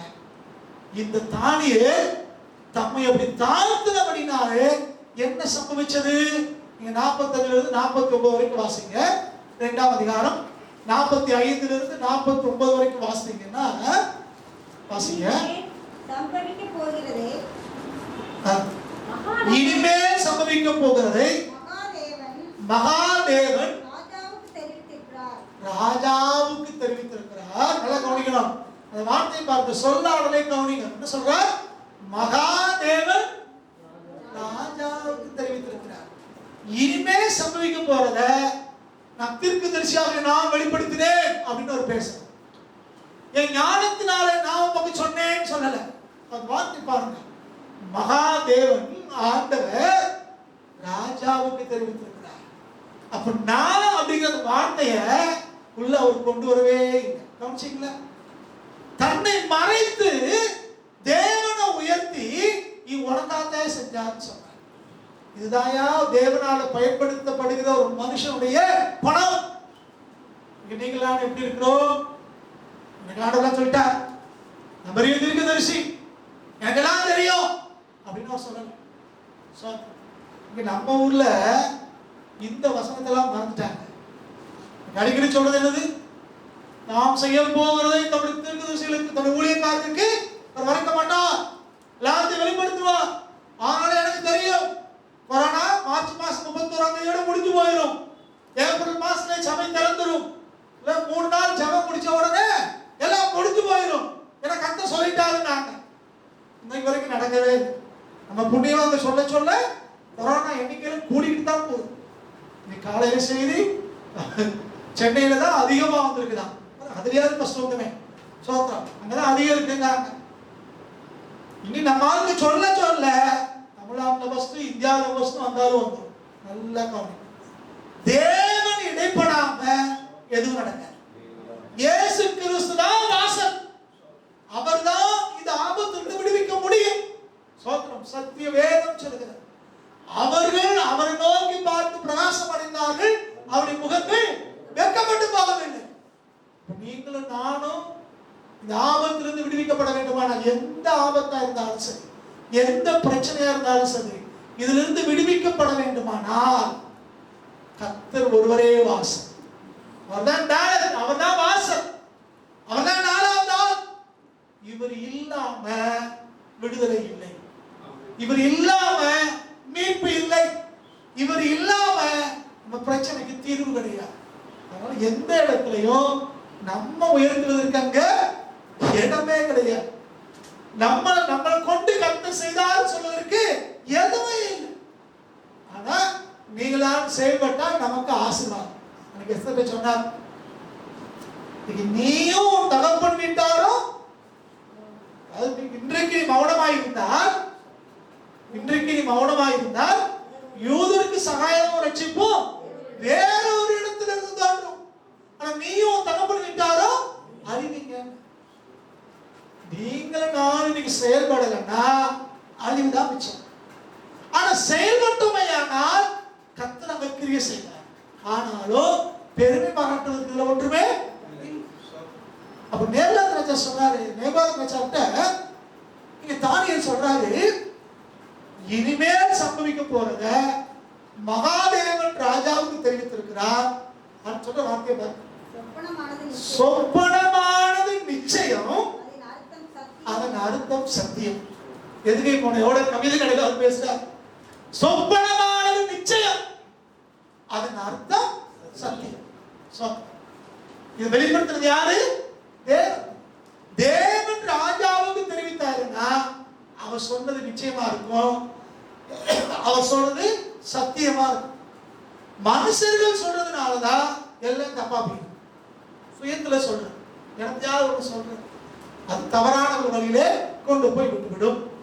இப்படி அவர் சொன்னதுனாலே நாம தியாராசனம் பாருங்க, மைக்ல வாசிங்க. அப்பொழுது ராஜாவாகிய நேபுகாத்நேச்சார் முகங்குப்புற விழுந்து தானியேலை வணங்கி அவனுக்கு காணிக்கை செலுத்தவும் தூபம் காட்டவும் கட்டளையிட்டான். பாருங்க, நேபுகாத்நேச்சாருக்கு ஆண்டவரை பத்தி ஒண்ணு தெரியாது. அவன் அவங்க ஊரு கோயில்ல செய்யற மாதிரியே இப்ப இவர் இப்படி சொன்னதுனால ஏற்கனவே சாஸ்திரிகளும் ஜோசிகாரும் என்ன சொன்னாங்க, மனுஷர் மத்தியிலே வாசம் பண்ணாலும் தெய்வத்தால வெளிப்படுத்த முடியும்னாங்க. இவர் வெளிப்படுத்திட்டாரு. அதனால இவர் என்ன நினைச்சிட்டாரு, இவர் யாரு?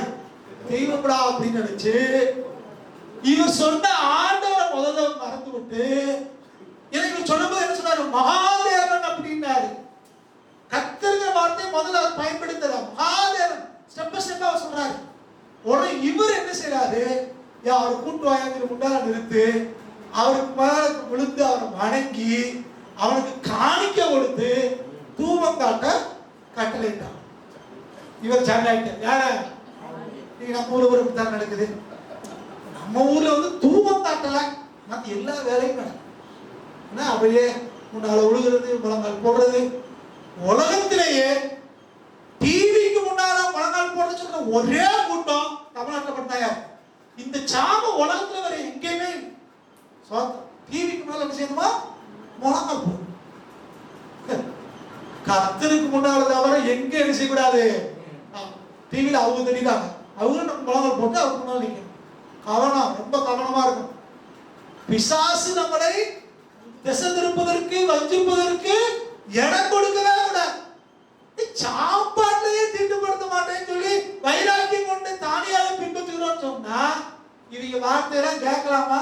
அது வார்த்தை முழுக்க முழுக்க என்னதுதான்? தீட்டு தான். கவனம். இன்னைக்கு நம்ம ஆளுக்கு நினைச்சிருப்பாங்க, உடனே சுத்தி இருந்து போட்டாங்களா வீடியோடா அப்படின்னு சொல்லி அவங்க மாலை போடுறத, காணிக்கை கொடுக்கறத, விழுந்து கும்பிடுறத போட்டோ எடுத்து மாதம் செஞ்சு ஓட்டிடுவாங்க. அடுத்த மாசம் பத்திரிக்கையில் அட்டப்படமே என்னதான் வரும், ராஜாவாகிய நேபுகாத்நேச்சார் அப்படி நாட்டிலே என்னை வணங்கினா, எனக்கு காணிக்கை கொடுத்தா, என்னை உயர்த்தினா வந்துடும் தானே. சும்மா நம்ம ஊருக்குள்ள இந்த வட்டச்செயலாளர் குட்டச்செயலாளர் இருப்பாங்க பார்த்துருக்கீங்களா? அவன் சர்ச்சைக்கு வந்தாலே நம்ம ஆளுக்கு பெருமையா பேசுறவங்க இருக்காங்க. கற்பனை பண்ணிப்பாரு. ஆனா இந்த இடத்துல நீ கவனிச்சீங்கன்னா நேபுகாத்நேச்சார் அறியாம அதை சொன்னேன். ஆனா அடுத்து நீங்க பாத்தீங்கன்னா தலையில மாறும். அடுத்த வருஷம் 47 வாசிங்க. தானியேலை நோக்கி, நீ இந்த மறைபொருளை வெளிப்படுத்தினபடியினால் உங்கள் தேவனே தேவர்களுக்கு. பாத்தீங்களா? அடுத்த ஸ்டெப்ல மாறிட்டாரு. என்ன தவறாய் புரிந்து கொண்டு அவங்க சாமிய மாறி அவர் காணிக்கை கொடுத்து தூபம் காட்ட சொன்னா கூட அடுத்த வசனத்துல உணர்வு வந்துருச்சு.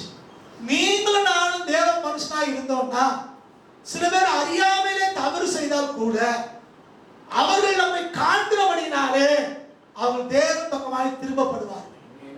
நீங்களும் நானும் தேவனை மையப்படுத்தி கனப்படுத்தி தீட்டுப்படுவதற்கு இடம் கொடுக்காம, அந்நிய ஆராதனை முறைகளுக்கு இடம் கொடுக்காம வேத வசனத்தை சார்ந்து நிற்போம்னா நம்ம சொல்றதுக்கு முன்னாலேயே அவங்க உணர்வடிவாங்க. அவங்க சொல்ற பாருங்க, ராஜா நீ இந்த மறைபொருளை வெளிப்படுத்தினபடியினால் மெய்யாய் உங்கள் தேவனே தேவர்களுக்கு தேவனும் ராஜாக்களுக்கு ஆண்டவரும் மறைபொருள்களை சொல்லிட்டாரா? உங்க தேவன் தான் அதை செஞ்சாரு. உங்க தெய்வம் தான் உலகத்துல தெய்வம்னு பேர் பெற்றிருக்கிற எல்லாத்தையும் விட பெரியவர். சோத்திரம் தூக்கி வைக்கிறார். அடுத்த வசனம் பாருங்க 48. பின்பு ராஜா தானியேலை பெரியவனாக்கி கர்த்தரை உயர்த்தி கர்த்தரை மகிமைப்படுத்தி இந்த கருமையாக இருந்த தாழ்மையாக இருந்த எளிமையாக இருந்த இந்த தானியேலை பெரியவனாக்கினார். பெரியவனாக்குனது யாரு? சொந்த தாய் தகப்பன் இல்லையா? குடும்பத்தாரி சொந்தக்காரன் தெரிஞ்சவன் போனவன் வந்தவன் இல்ல. ராஜா பெரியவனாக்குகிறான். கர்த்தருக்கு முன்னாலே நீங்க நானும் தாழ்மைப்பட்டிருப்போமே, ஆனால் உலகத்துக்கு முன்னாலே ராஜாக்கள் நம்மை பெரியவனாக்குவார். சோ நம்ம என்ன நினைக்கிறோம்? நம்ம பெரிய ஆளா காட்டிக்கிறோம், நம்ம பெரிய ஆளா நம்மள உயர்த்திக்கிறோம். நம்ம யாரு தெரியுமா? நம்ம அப்படியா இப்படியா நம்ம உயர்த்துறோம். அதனாலதான் ராஜாக்கள் நம்மள சீண்ட மாட்டேங்கிறோம். ஆலோசனை கூட்டம், அந்த கூட்டம், இந்த கூட்டம், நான் போனேன் வந்தேன், முடிவு என்ன? ஒண்ணுமே நடக்க. காரணம் என்னது? நம்மள பெரிய ஆளா காட்டிக்கிறதுனால வருகிற பிரதிபலன் இது. நம்மளை தாழ்த்துவோமையானால், தேவ சமூகத்தில் எளிமையான கற்றுக்கொள்வோமையானால் கர்த்தர் உங்களை என்னையும் உயர்த்துவார். அதான் வேதம் சொல்கிறது, தன்னைத்தான் தாழ்த்துகிறவன் எவனோ அவன் உயர்த்தப்படுவான். யாரு? பைபிள் சொல்லுது, பெருமை உள்ளவனுக்கு கர்த்தர் எதிர்த்து நிற்கார். நம்ம எப்படி இருக்கிறோம்? கொஞ்சம் யோசிப்பார். சரி வாசிங்க. அவனை பெரியவனாக்கி அவனுக்கு அநேகம் சிறந்த வெகுமதிகளை கொடுத்து அவனை பாபிலோன் மாகாணம் முழுவதுக்கும். வெகுமதினா என்னது? வெகுமதினா என்னது? பரிசுக்கும் கிஃப்ட்டுக்கும் வித்தியாசம் இருக்கு. வெகுமதிக்கும் பரிசுக்கும் வித்தியாசம் இருக்கு. பரிசுங்கிறது என்னன்னா ஒரு போட்டியில கலந்து கொண்டு ஜெயித்தவங்களுக்கு கொடுக்கிறது, அதான் பிரைஸ் அல்லது பரிசுன்னு சொல்லுவோம். ஜெயிச்சவங்களுக்கு கொடுக்குறது. வெகுமதி அப்படின்னு சொன்னா அது ஒரு கிஃப்ட் ஈவா கொடுக்கறது மாதிரி, அவங்களை கனப்படுத்தி அவங்களுக்கு கொடுக்கிறது. இப்ப இவரை கனப்படுத்தி வெகுமதிகள் கொடுத்தாங்க. வரி கொடுக்கிறது வேற, புரியுதா? இங்கே ராஜா வந்து வெகுமதி கொடுக்கிறான். அவன் பெற்றுக்கொள்றான். எப்படி ஆளு? ராஜாவோட பெரிய ஆளுன்னு அர்த்தம். சரி வாசிங்க.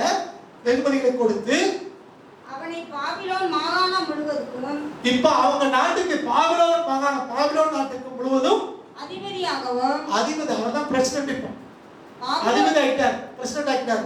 அதிபதியாகவும் பாபிலோனில் உள்ள சகல ஞானிகளின் மேலும் பிரதான அதிகாரியாகவும் நியமித்தார். ஞானின்னு இருக்கானே, படிச்சவன் சொல்றானே, இவனுக்கு எல்லாத்துக்கும் அவன் தான் நாட்டுக்கும் பிரசிடென்ட். அப்புறம் இந்த ஸ்டாஃப்ஸ்க்கு எல்லாம் அவன் தான் ஹையர் அபிஷியல்ஸ். 2 ஹையர் போஸ்ட் கொடுக்குறாரு. சோ தூக்கி வச்சுட்டாரு. இவர் என்ன செஞ்சாராம்? தானியேலே 49 வாசிங்க. தானியேல் ராஜாவை வேண்டிக் கொண்டதின் பேரில் தானியேல் ராஜா சொல்ல என்ன வைத்துச்சிட்டீங்கயா?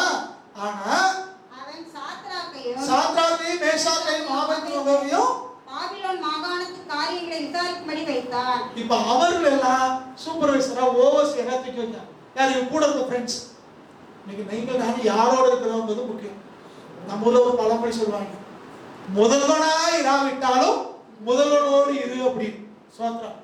நம்ம விசுவாசத்துல ரொம்ப வளராவிட்டாலும், வேத சத்தியத்திலே அதிகமாக நம்ம வளராவிட்டாலும், அவங்க கூட இருந்தாலே கர்த்தர் ஆசீர்வாதத்தை நமக்கு வைக்கிறார். நீங்க லூக்கா 5ஆம் அதிகாரத்துல வாசித்தீங்கன்னா பேதுருடைய படகு இருந்துச்சு. ஆனா பேதுருடைய படகுக்கு கண்பார்வையில் இருக்கிற மற்ற சிநேகிதமார் இருக்காங்களே, அவங்க படகும் பேதுருவால நிரம்பிச்சு. சொல்ல வார்த்தை உங்களுக்கு புரியுதா? பேதுரு படகு நிரம்பினது இல்லை மாத்திரம் இல்லை, கரையில நிற்கிற அவங்க சிநேகிதமார் படகு கூட சேர்ந்து நிரம்பிச்சு. நீங்களும் நானும் யார்கிட்ட பழகுறோம், எப்படி யார்கிட்ட ஐக்கியம் வச்சிருக்கிறோம், இது ரொம்ப முக்கியம். சொல்லுங்க. தானியேலை மாதிரி யார்கிட்ட நம்ம சிநேகம் வச்சிருந்தோம்னா, அவரை மாதிரி யாரோட பழகணும்னா தானியேலுக்கு ஒரு ஆசீர்வாதம் நமக்கும். அவர் பிரசிடென்ட் அப்படின்னா நீங்களும் நானும் கவர்னரா மாறிடும். அல்லேலூயா. இதெல்லாம் நீங்க நான் நடக்கிறா உங்களுக்கு தெரியும். அதை உள்ள டீப்பா போனா நிறைய பேர் கேட்டுருக்காங்க, வேற கதையா போயிடும். சோத்திரம் கவனி. அவன் வேத வசனம் நம்ம போதிக்கிறது, தானியேல் நிமித்தம் அவன் சிநேகிதமா இருக்கும் இந்த மேன்மை வந்தது.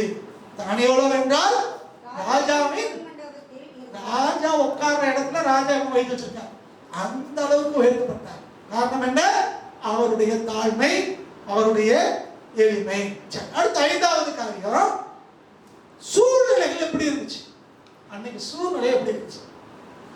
எல்லாரும் மெஜாரிட்டி ஆனவங்க ராஜா அந்த சிலையை பிரதிஷ்டை பண்ணும்போது ராஜா சொன்னபடி கேட்டாங்க. இசைக்கருவிகளெல்லாம் இசைச்ச போது அதை விழுந்து வணங்கினாங்க. மெஜாரிட்டி பீப்புள் ராஜாவுடைய கட்டளையை அப்படியே ஒபே பண்ணாங்க. ஆனா இந்த தானியேலுடைய சிநேகிதமா இருக்காங்களே, இவங்க தான் முடியாது. நல்லா கவனிக்கணும். தானியேல் எங்க இருக்காரு? ராஜாவோட மேல உட்கார்ந்து இருக்காரு. அதனால அவரை யாரும் கண்டுக்க மாட்டாங்க. அவர் சேர்ல உட்காந்து ராஜாவுக்கு உட்கார்ந்துட்டு இருக்கிறாங்க. அதிபராச்சே, அவரை யாரும் கேட்கல. இப்ப மாகாணத்தினுடைய விசாரிப்புக்காரா இருக்கிற அவங்க 3 சிநேகிதர் தான் கீழே இருக்காங்க. இப்ப இவங்க தான் போய் போக சொல்றாங்க. இது எபிரேயர் 3 பேரை கொண்டு வந்தீங்களே, இவங்க கீழ்ப்படிய மாட்டேங்கிறாங்கன்னு இவரை குறித்தான் செய்து போகிறது. அப்ப இந்த 3 பேரை கண்காணிக்கிறார்கள். இந்த 3 பேரும் சொல்றாங்க, நாங்க அதை வணங்கவே மாட்டோம். கவனிக்கணும். சுத்தி இருக்கிற எல்லாரும் விழுந்து வணங்கும் போது இவங்களும் கூட்டத்தோட கூட சேர்ந்து விழுந்து வணங்குவோம்னு சொல்லல. இவங்களுக்கு தெரியும், நாங்கள் யெகோவா தேவனை தவிர யாரையும் ஆராதிக்க மாட்டோம். நீங்கள் நாங்கள் எப்படி இருக்கிறோம்? அநேக நேரங்களில் மெஜாரிட்டி ஆனவங்க என்ன சொல்றாங்களோ அதை கேட்போம். ஊருக்கு ஊரோட ஒத்துப்போம். நம்ம அவங்க சொல்றதை நம்ம கேட்போம். எதுக்கு பிரச்சனை? நம்ம மட்டும் எதுக்கு எல்லாருக்கும் உள்ளது நமக்கு என்ன யோசிக்கிறோம். ஆனா அந்த தானியேல் சிநேகிதமார் சாத்ராக், மேஷாக், ஆபேத்நேகோ 3 பேர் அப்படி யோசிக்காம தங்கள் தேவன் மேல வச்ச பக்தி வைராக்கியத்தினாலே, விசுவாசத்தினாலே, தங்கள் எடுத்த தீர்மானத்திலே அவங்க உறுதியா இருந்தாங்க. அடுத்தவங்க எப்படி இருக்காங்க முக்கியம் இல்ல, நீங்கள் நானும் எப்படி இருக்கோம்ன்றதா முக்கியம். ஆதியாகமம் 1ஆம் அதிகாரத்தை வாசிக்கும் போது அங்கே 4வது வசனத்தை வாசித்தீங்கன்னா, தேவன் இருளையும் வெளிச்சத்தையும் வெவ்வேறாக பிரித்தார். அதாவது பகலையும் இருளையும் வெவ்வேறாக பிரிச்சார். ரெண்டையும் பிரிச்சார். சிருஷ்டிப்பின் தேவன் பிரிக்கிற ஆண்டவராக பிரிக்கிறார். இங்க பிரிக்கிறது சொல்றது வேறுபடுத்தின ஒரு காரியம். செப்பரேஷனை குறித்து வேறு சொல்கிறது. தேவன் அங்கே ஒரு வேறுபட்ட ஜீவியத்தை எதிர்பார்க்கிறார். அப்ப இருளும் வெளிச்சமும் கண்டிப்பா எடுத்தாலும் வேறுபடத்தான் செய்யணும். அதான் நீங்க புரிந்து கொள்ளணும். பகலுக்கு இரவுக்கு என்ன வித்தியாசம்? இங்க இருள் இருக்கும், அங்க வெளிச்சம் இருக்கும். ஆனா ரெண்டு தனித்தனியானது இல்லை, ஒன்றை தொடர்ந்து ஒன்று வருகிறது. அப்ப இந்த பூமியில வாழுங்க நாளவும் மற்றவங்களோட கலந்துதான் இருக்கணும், சேர்ந்துதான் இருக்கணும். ஆனா பகல் பகல் என்பதையும் வெளிச்சம் வெளிச்சம் என்பதையும் காட்ட வேண்டியதா இருக்கிறது. அப்ப இருள் இருக்கிற இடத்துல வெளிச்சம் வந்துச்சுன்னா அது இருள் போயிடும். அப்ப இருளுக்கும் வெளிச்சத்துக்கு இடையில வித்தியாசம் தேவை என்பதை மறந்து விடக்கூடாது. சரி, இதாவது இருளுக்கும் வெளிச்சத்துக்கு வித்தியாசம் தெரியும். ஆனா நீங்க 4ஆம் வசனம் 6ஆம் வசனத்தெல்லாம் பாத்தீங்கன்னா ஜலத்திலிருந்து ஜலத்தை பிரித்தார்னு பார்க்கணும். எல்லாமே என்னதான்? ஜலம். எல்லாமே தண்ணி தான். தேவன் தண்ணீரிலிருந்து தண்ணியை பிரிக்கிறார். ஒரு தண்ணியை வானத்துக்கு மேல வைக்கிறார், ஆகாயவிரிவுக்கு மேல வைக்கிறார், ஒன்றை கீழே வைக்கிறார். சோ ரெண்டு வித்தியாசப்படுத்துகிறார். இன்னைக்கு எல்லாமே கிறிஸ்தவங்க தான், எல்லாமே பைபிளை தூக்கிட்டு வர்றாங்க, எல்லாமே சர்ச்சுக்கு போறோங்கிறாங்க, எல்லாமே பாட்டு பாடுறாங்க, எல்லாரும் ஆவியில் இருக்கிறாங்க, அன்னிவாசி பேசுறாங்க, வர இருக்குங்கிறாங்க. ஆனா ஜலத்திற்கு ஜலம் வித்தியாசம் இருக்கிறது. சிலது வானத்துக்குரியது, சிலது பூமிக்குரியது. நீங்க எந்த குரூப்ல இருக்கோங்கிறத யோசிப்பாங்க. சோத்திரம். சூழ்நிலையில இன்னைக்கு இருக்கிற காலகட்டத்திலே நம்ம எல்லாரும் கிறிஸ்தவங்க, நாங்களாம் பெந்தகோஸ்தேக்காரங்க, நாங்களாம் ஆவிக்குரியவர்கள், நாங்களாம் பைபிளை பின்பற்றுகிறவர்கள். பெருங்கூட்டத்துடைய சத்தம் கேட்கிறது. அந்த பெருங்கூட்டத்துல நீங்கள் நானும் எப்படி இருக்கோங்கிறத புரிந்து கொள்ள வேண்டும். வானத்துக்குரியவங்களா இருக்கணுமா, பூமிக்குரியவங்களா இருக்கணுமா? ஒரு கூட்டம் விசுவாசம் பைபிள் என்று பேசி உலக பிரகாரமான கருத்து மட்டும் தேடிக்கொண்டிருக்கிறது. சொன்னா கோச்சிக்க மாட்டீங்கன்னு நினைக்கிறேன். சொல்றது ஒன்றும் தப்பு இல்லை. கிராமங்கள்ல இருந்து வந்தவங்களுக்கு தெரியும், கிராமங்கள்ல பன்னின்னு ஒண்ணு வளர்ப்பாங்க. பன்றி. இந்த பன்றி பாத்தீங்கன்னா கீழே கறிக்கு தெரியும். அது ஒரு நாள் வேலை பார்க்காது. இந்த தீபாவளி பொங்கல் வந்த உடனே அதை விட்டுக்குவேன். அதை பிடிச்சி 4 காலை கட்டி உள்ள ஒரு கம்பல் சொருகி தோலை தூக்கிட்டு போவான். அப்பதான் அது என்ன செய்யும், தலையே தொங்கும் போது வேலை பார்க்கும். ஐயோ இப்படி ஒரு இருக்காடா, வானம் இருக்கா, சூரியன் இருக்கா, அதெல்லாம் இப்பதான் தெரியும். சாக போகும்போது தெரியும்.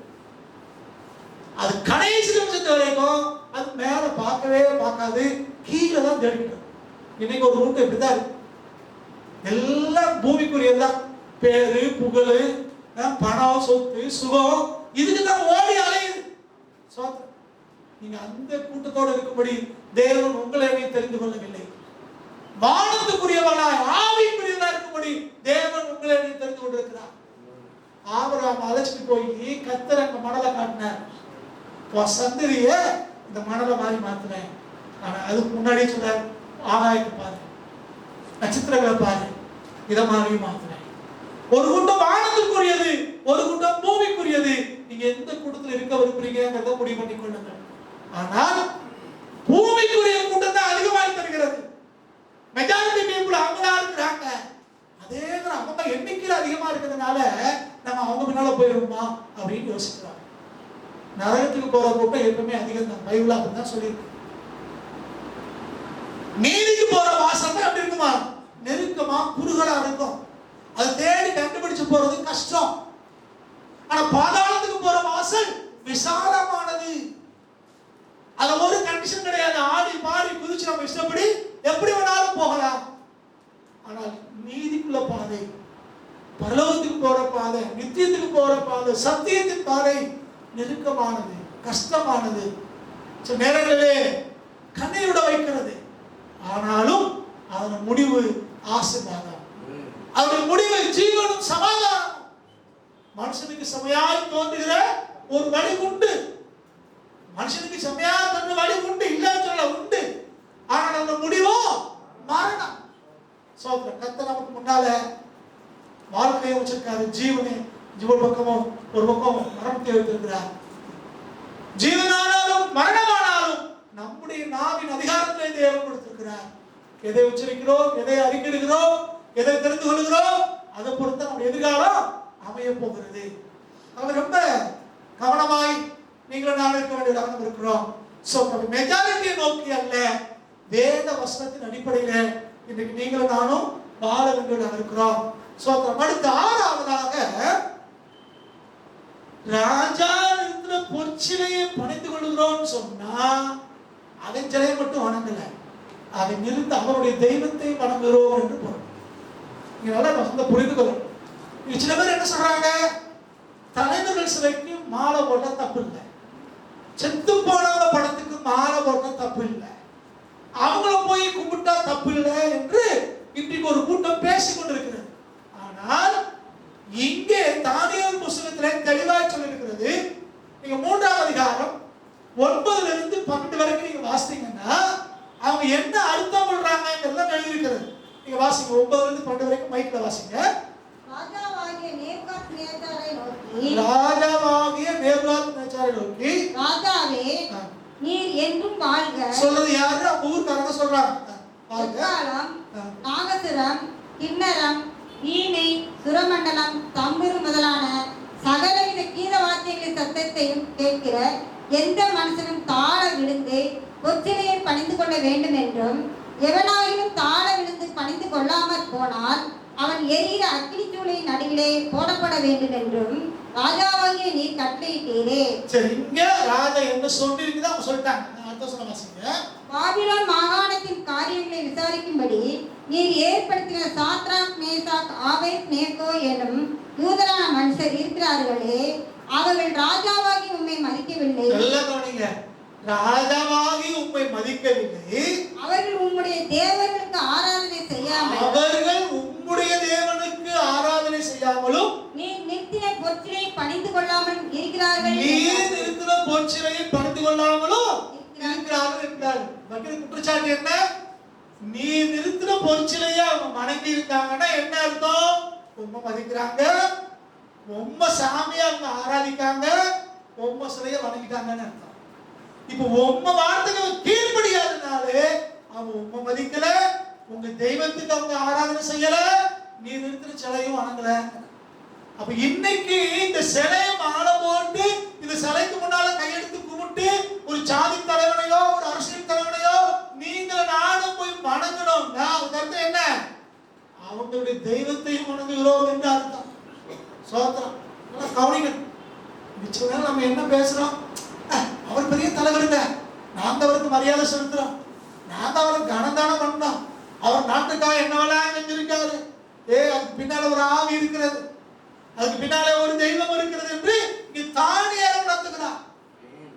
அப்ப எந்த ரூபத்திலையும் சிலைகளுக்கோ படங்களுக்கோ மாலை போட்டு ஒருபோதும், அது அரசியல் தலைவராக இருந்தாலும், மரித்து போன முன்னோர்களாக மூதாதையர்களாக இருந்தாலும், அது சாதி தலைவர்களாக இருந்தாலும், எப்படிப்பட்டவர்களாக இருந்தாலும் சிலைகளுக்கு மாலை போட்டு ஒருபோதும் வணங்கக்கூடாது. அதான் ஒரு தெளிவாக பேசுகிறார். அப்போ இன்னைக்கு சில நேரங்கள்ல அறியாம என்ன செய்யறோம்? என் பதவி எப்படி, என் பொறுப்பு அப்படி, அதனால செஞ்சுட்டோம். தானியேலை விட உயர்ந்த பதவியில யாரும் இல்லையா? அவர்தான் அதிபராக இருக்கிறார். தானியேலுடைய சிநேகிதர்கள் என்னவா இருக்காங்களா? ஓவர்சீரா இருக்காங்க, கவர்னர்ஸா இருக்காங்க. அவங்க சொல்றாங்க, நாங்க ராஜா ஆளுங்கட்சிக்காரங்க. நீ கவனிக்கணும், ஆளுங்கட்சிக்காரங்க இவங்க எல்லாமே. யாரு? தானியேலும் சாத்ராக் மேஷாக் அபேத்நேகோ ஆளுங்கட்சியை சேர்ந்தவர்கள். அவங்க தான் அவங்க அதிகாரப்படுத்தி வச்சிருக்காங்க. ஆனா இவங்க சொல்றாங்க, நாங்க அதை செய்ய மாட்டோம். நாங்கள் எபிரேய தேவனாகிய யெகோவா தேவனை தவிர ஒருத்தருக்கு முன்னாலே நாங்க முழங்கால் போட மாட்டோம். இப்ப கல்பட்ட வைராக்கியம் அவங்களுக்குள்ள இருந்ததுனாலதான் நாலாவது ஆளாகிய தேவபுத்திரனுடைய சாயல் கொப்பான தேவகுமாரன் அங்கே வருகிறதை நம்ம பார்க்கிறோம். நீங்கள் நான் எப்படி இருக்கிறோம் கொஞ்சம் ஆராய்ச்சி பார்த்துக் கொள்ளுங்க. சோத்திரம். நேரம் இல்லாத அப்படின்னாலே அது வேகமாய் கடந்து செல்ல விரும்புகிறேன். சோத்திரம். அடுத்ததாக ஏழாவதாக அவங்க விசுவாசத்திலே உறுதியாய் இருந்தார்.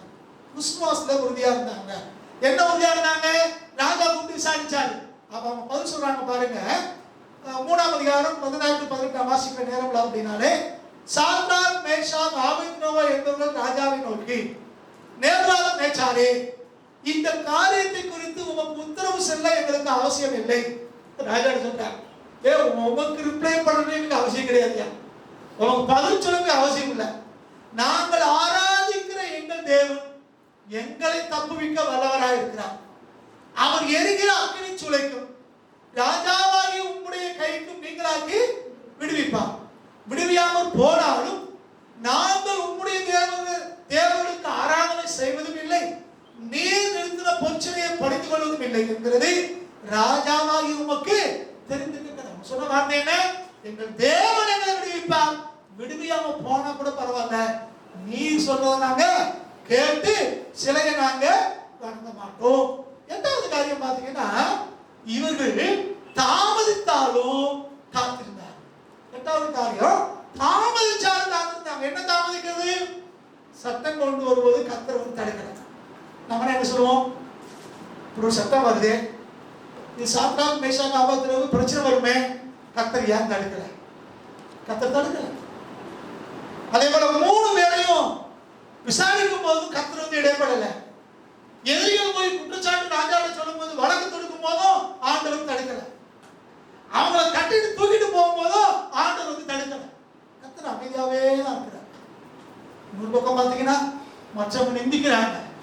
யெகோவா தேவன் சொன்னார்ல, இப்போ வந்து தேவன் நம்மளை காப்பாத்திட்டுமே, ராஜா பயமுறுத்துறான், நீ வணங்கலையா அக்கினி சூளையில போடுவோம். சூழ்நிலை எதுவுமே ஒரு சாதகமா இல்லை. ஆனாலும் அவர் காத்திருந்தார். அவர் காத்திருந்தார். ஏன் காத்திருந்தாங்க? அவங்களுக்கு தெரியும். அண்ணாவை காத்திருந்தாங்க, எலிசபெத் காத்திருந்தாங்க. யாரெல்லாம் காத்திருந்தார்களோ அவங்க வாழ்க்கையில தேவன் பெரிய காரியங்களை செஞ்சிருக்கிறார். ஆண்டவர் சொல்றாங்க, நீர் சிநேகித்தவராகிய லாசரு வியாதிப்பட்டிருக்கிறாரு, உடனே வாங்கினாங்க.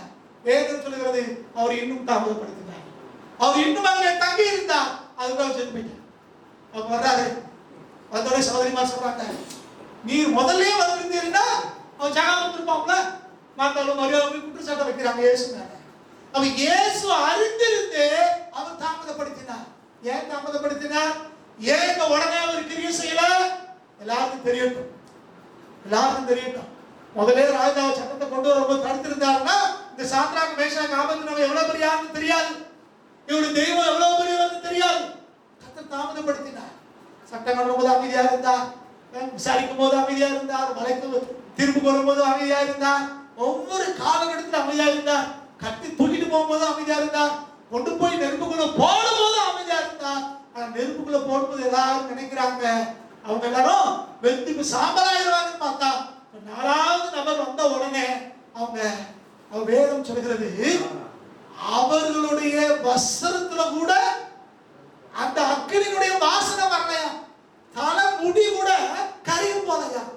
கர்த்தர் அவ்வளோ பெரிய அற்புதத்தை தேவன் செய்தார். அப்ப தேவன் தாமதிக்கிறார் அப்படி என்றால் பெரிய காரியம் செய்ய போறாருன்னு அர்த்தம்.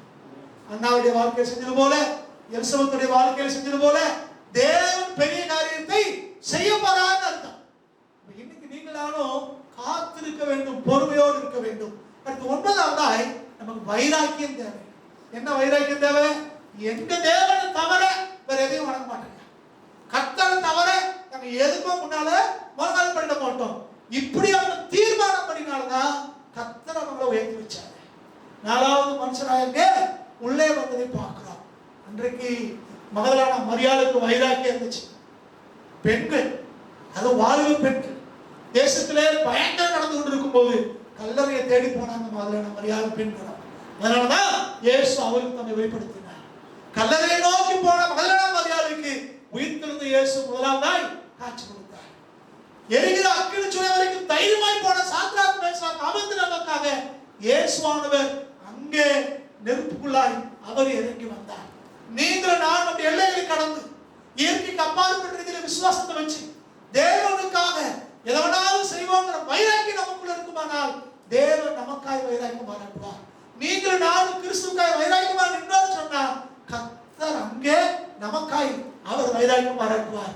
எல்லாத்துக்கும் மேல இதுவரைக்கும் தேவகுமாரனை கண்டிராத, புறஜாதியானாகிய தேவனை அறிந்திராத ராஜாவாகிய நேபுகாத்நேச்சாருக்கு தம்மை அவர் வெளிப்படுத்தினார். அப்ப நீங்கள் நான் காத்திருக்கிறதுனாலே, வைராக்கியமா இருக்கிறதுனாலே இந்த மேன்மை உண்டாகிறது. கடைசியா ஒரு சொல்ல முடிக்க விரும்புகிறேன். கடைசியாய் காரியங்கள் தலைகீழாய் மாறும். யார் கர்த்தருக்காய் வைராக்கியமா இருக்காங்களோ, யார் கர்த்தர் மேல விசுவாசமா இருக்காங்களோ, யார் சூழ்நிலை கண்டு பெரும்பாலான மக்களோடு ஓடி போகாம இருக்காங்களோ, யார் கர்த்தருக்காக தாழ்மையாய் எளிமையாய் காணப்படுகிறார்களோ அவர்களுக்காக தேவன் காரியங்களை தலைகீழாய் மாற பண்ணுகிறவர். எப்படி தலைகீழாய் மாற பண்ணினா? எந்த ராஜா சட்டம் போட்டானோ அதே ராஜா திரும்ப ஒரு சட்டத்தை கொண்டு வருகிறார். எந்த ராஜா சட்டம் போட்டானோ அந்த மனுஷன் திரும்ப சட்டம் போடுகிறார். கட்டி கொண்டு போன சிப்பாய்கள் எல்லாம் செத்து போனாங்க. கட்டி நெருப்புல போட போகிற அந்த போர் வீரர்கள் இருந்தாங்களே, போர் எப்படி இருப்பாங்க? நல்ல சரீர புஷ்டியா இருப்பாங்க, விளையாடி செஞ்சு சரீரத்தை பலமா வச்சிருப்பாங்க. அவங்கெல்லாம் எரிகிற அக்கினி சூளைக்கு போறதுக்கு முன்னாடியே வெந்து போனாங்க, செத்து போனாங்க. ஆனா நெருப்புக்குள்ள கிடந்த இந்த 3 பேரும் சந்தோஷமா இருக்கிறார்கள், அமைதியாய் உலாவாராங்க. 4வது நபராகிய தேவகுமாரன் மத்தியில உலாவிக் கொண்டிருக்கிறார். காரணம் என்ன? தலைகீழாய் திருப்புகிற இயேசுவானவர் அவங்க கூட இருந்ததுனால. இன்னைக்கு அநேகர் இப்படித்தான் நமக்கு குழி வெட்டுறாங்க, ஆனா வெட்டுனவே அவன் உள்ள வருகிறான். அக்கினி சூளை போட போனாங்க, இவங்களுக்காக தான் அக்கினியை சூடு பண்ணாங்க. ஆனா அக்கினி சூடு அந்த நெருப்பினுடைய அந்த தணல் வந்து கொண்டு போனவங்க செத்து போனா, ஆனா உள்ள விழுந்த இவர்கள் விடுதலையோடு இருந்தாங்க. சோத்ரம். அன்னைக்கு ஐயா சொன்னாங்க, நமக்காக குழி வெட்டுறவன் எவனோ அவன் விழுந்துருவான். நல்லா கவனிங்க, நம்ம அவனுக்கு குழி வெட்ட வேண்டியது. நம்ம குழி வெட்டணும்னா நம்ம அதுக்கு நேரம் செலவழிக்கணும், காசு கொடுக்கணும், இல்ல அதெல்லாம் நம்ம கொடுக்கணும். ஆனா இப்ப நம்ம காசு செலவழிக்காமலே அவனே குழிய வெட்டி நமக்காக வெட்டிட்டு அவன் சாகுறான். அவன் நினைக்கா நமக்கு வெட்டுறோன்னு காசு பணத்தை வச்சு வெட்டுறான், கடைசிக்கு அவன் தான் அதுக்குள்ள விழுகிறான். ஆமான் அப்படித்தான் நினைச்சு சிலுவை செஞ்சு வச்சாரு மொர்தெகாய்க்கு. கடைசி செத்தது யாருதான்? ஆமான் தான். நமக்கு தீமை செய்ய யார் நினைக்காங்களோ அந்த தீமையை அவங்கள தான் முடிக்கும். சோத்திரம். இது என்ன வேடிக்கை தெரியுமா? நல்லா கவனிங்க. ராஜாவுடைய கண்ணுக்கு முன்னாடி இதெல்லாம் நடக்குது. அவன் தான் சட்டம் போட்டாரு, அவரால் ஒண்ணுமே செய்ய முடியல. ராஜா எய்ம் பண்ணது இவங்களை, நடந்தது வேற. யூத ஜனங்களுக்காக சட்டம் கொண்டு வந்தாங்க, அழிஞ்சு போனவங்க எதிரிகள், யூத ஜனங்களா விடுவிக்கப்பட்டார்கள். அதே மாதிரி தான் இங்கேயும் கர்த்தர் நம்ம பட்சத்தில் இருக்கும்போது நம்ம குரலாயிருப்பவர் யார்? இன்னைக்கு ஒரு தீர்மானம் எடுப்போம். நீங்களும் நானும், நேரம் சுருக்கமா இருக்கபடினால நிறைவு செய்ய விரும்புகிறேன். நீங்களும் நான் ஒரு தீர்மானம் எடுக்க வேண்டும். இந்த தானியேலை போல, தானியேலுடைய சிநேகிதரை போல நீங்களும் நானும் வாழ்க்கை அமைத்துக் கொள்வோமே. ஆனால் இயற்கைக்கு அப்பாற்பட்ட ரீதியிலே நம்முடைய தேவனாகிய கர்த்தர், நம்ம எந்த இடத்துக்கு போனாலும் சரி அங்கே தேவன் வருவார். எந்த ஆபத்தான நம்ம இருந்தாலும் சரி. பக்தர் எழுதுகிறார், தேவன் என்னோடு வருவாரே ஆனால் நான் பாதாளத்துக்கு போகவும் ஆயத்தமா இருக்கிறேன். தேவன் இருக்கிற இடம் அது பாதாளமா இருந்தாலும் அது பரலோகமாய் மாறும். சோத்திரம். நீங்களும் நானும் சரி கர்த்தரோடு இருப்போம்னா, அவர் நம்ம கூட வருவாருன்னா, அது எப்படிப்பட்ட மோசமான சூழ்நிலையா இருந்தாலும் சரி தேவன் அது ஜெயமாய் மாற்றி தருவார். அவர் 4வது ஆளாய் நம்மோடு அவர் இடைப்படுவார். பழைய பாட்டிலே பல இடங்களிலே இயேசுவானவர் திருத்துவத்திலே மையமா இருக்கிற குமாரனாகிய கிறிஸ்து பல இடங்களிலே வெளிப்பட்டிருக்கிறார். தேவகுமாரன் என்றும் தேவ தூதனானவர் என்றும் மொழிபெயர்க்கப்பட்டிருக்கிறது. தூதன் அப்படிங்கிறது தேவதூதர்கள், ஏஞ்சல்ஸ். ஆனா பழைய ஏற்பாட்டுல தூதன் ஆனவன் போட்டது கூட இயேசு கிறிஸ்துவை. ஆங்கில வேதாகமத்துல ஏஞ்சல்ஸ் என்று கேபிட்டல் லெட்டர்ல போட்டிருப்பாங்க. அப்படி போட்டிருந்தா இயேசுன்னு அர்த்தம். அப்ப இந்த இடத்துல யாரெல்லாம் வர்றா? இது என்ன ஒரு வேடிக்கை அப்படின்னா, இதுவரைக்கும் இயேசு யாரும் பார்த்ததே இல்லை. ஏவுவாத் மேய்ச்சா இதுவரைக்கும் அவர் பார்த்ததே இல்லை. ஆனா அவன் கூட ரெகக்னைஸ் பண்றான். தேவசாயில் முப்பாரி மனுஷனை காண்கிறேன். அப்ப புறஜாதி மக்கள், கிறிஸ்துவை அறியாதவர்கள், நீங்கள் நானும் தானியேலை போல சிநேகிதரை போல வாழ்வமையானால் நம்ம சொல்லாமலே அவர்கள் இயேசுவை ரெகக்னைஸ் பண்ணுவாங்க. அவங்க ஆண்டவரை அறிக்கையிடுவார்கள். அவங்க தேவராஜ்யத்தில் கடந்து வருவாங்க. அது மட்டுமல்ல, பின்னாலே இவர் சத்தத்தை போடுறாரே சோத்ரம், அதே போல தேவ ஜனங்களுக்காக தேசங்கள் சட்டங்களை கொண்டு வரும். ஜோமனுமா எல்லாரும் தேவ சமூகத்துல கர்த்தரை நோக்கி பார்க்கலாம். நம்முடைய தேவன் மாறாதவன். தானியேல் அவருடைய சிநேகிதரோடு இந்த கர்த்தர் இன்னைக்கு நம்மளோடு கூட இருக்கிறார். அன்றைக்கு அவரை நடத்தும் தேவன் இன்றைக்கு நம்மை நடத்த விரும்புகிறார். அன்றைக்கு அக்கினி சூளையிலே 4வது நபராய் இறங்கி வந்தவர் இன்னைக்கு நம்முடைய குடும்பத்திலே ஒருவராய், நம்முடைய வேலையிலே பங்குதாரராய், நம்முடைய படிப்பிலே நமக்கு ஆசிரியராய், நமக்கு எல்லாவற்றுக்கும் எல்லாமாய் நம்ம கூட இருந்து நடத்த விரும்புகிறார். ஆபத்து காலத்திலே இந்த பட்சத்தில் இருந்து நம்மளை நடத்த விரும்புகிறார். சொல்ற அவர் நம்ம நெருக்கப்படும் போது நம்மோடு நெருக்கப்படுகிறவர், நாம் கண்ணீர் விடும் போது நம்மோடு சேர்ந்து கண்ணீர் விடுகிறவர், நாம் அழும்போது நம்மளோடு சேர்த்து உணர்வுகளை பகிர்ந்து கொள்கிறவர். அவர் நமக்காய் பாடுபட்டவர். அவர் பாடுபட்ட பிரதான ஆசாரியர். அவர் நம்மை போல பாடுபட்டவர். இப்படி சகல காரியங்களை அறிந்திருக்கிறவர். அவர் நம்ம கூட இருக்கிறாரு. அவர் மாறாதவராக இருக்கிறாரு. அவர் தானியேல், சாத்ராக், மேஷாக், ஆபேத்நேகோட தெய்வம் இன்னைக்கு அப்படியே நம்ம வாழ்க்கையில கிரியை செய்ய விரும்புகிறார். 4வது ஆளாய் நம்ம கூட இடைப்பட விரும்புகிறார். ஆபத்திலிருந்து விடுவித்து நானே வாசர் என்பதை அவர் உறுதிப்படுத்த விரும்புகிறார். நீங்கள் நானும் தானியேலாய், சாத்ராக், மேஷாக், ஆபேத்நேகோவாய் மாறுவதற்கு ஆயத்தமா இருக்குமா? கொஞ்சம் ஆராய்ச்சி பாருங்க. நீங்கள் நானும் தானியேலை போல ஒரு சிநேகிதரை போல வைராக்கியமா இருப்போம்னா, விசுவாசத்தோடு இருப்போம்னா, தீர்மானம் இருப்போம்னா, தீட்டுகளுக்கு விலகுவோம்னா, வைராக்கியமா ஜீவிப்போம்னால் தேவன் அவருக்கு செய்த காரியத்தை இன்னைக்கு நமக்கு செய்வாரியா? அவர் செய்யறது மாத்திரமல்ல, கிரியை செய்யறது மாத்திரமல்ல, அவர் நம்மோடு இருக்கிற ஆண்டவர். அவர் நம்மோடு இருக்கிறவர். அவர் இம்மானுவேல். அவர் நம்ம கூட இருப்பாரு, நம்மளை நடத்துவாரு. அவருடைய கரங்களை அப்படியே விட்டு கொடுப்போமா? ஹalleluya, ஹalleluya, ஹalleluya. சர்வ வல்லமையுள்ள எங்கள் ஆண்டவரே, உடைய கரங்களிலே எங்களை அர்ப்பணிக்கிறோம். தானியேல், சாத்ராக், மேஷாக், ஆபேத்நேகோவோடு இருந்த தெய்வம் எங்களோடு இருக்கிறதுக்காக ஸ்தோத்திரம். அவருடைய வாழ்க்கையிலே காணப்பட்ட அதே குணாதிசயங்களை கர்த்தர்களுக்கு தரும்படி ஜெபிக்கிறோம். ஆண்டவரே, எங்களை அவர்கள் போல மாற்றும்படி ஜெபிக்கிறோம்.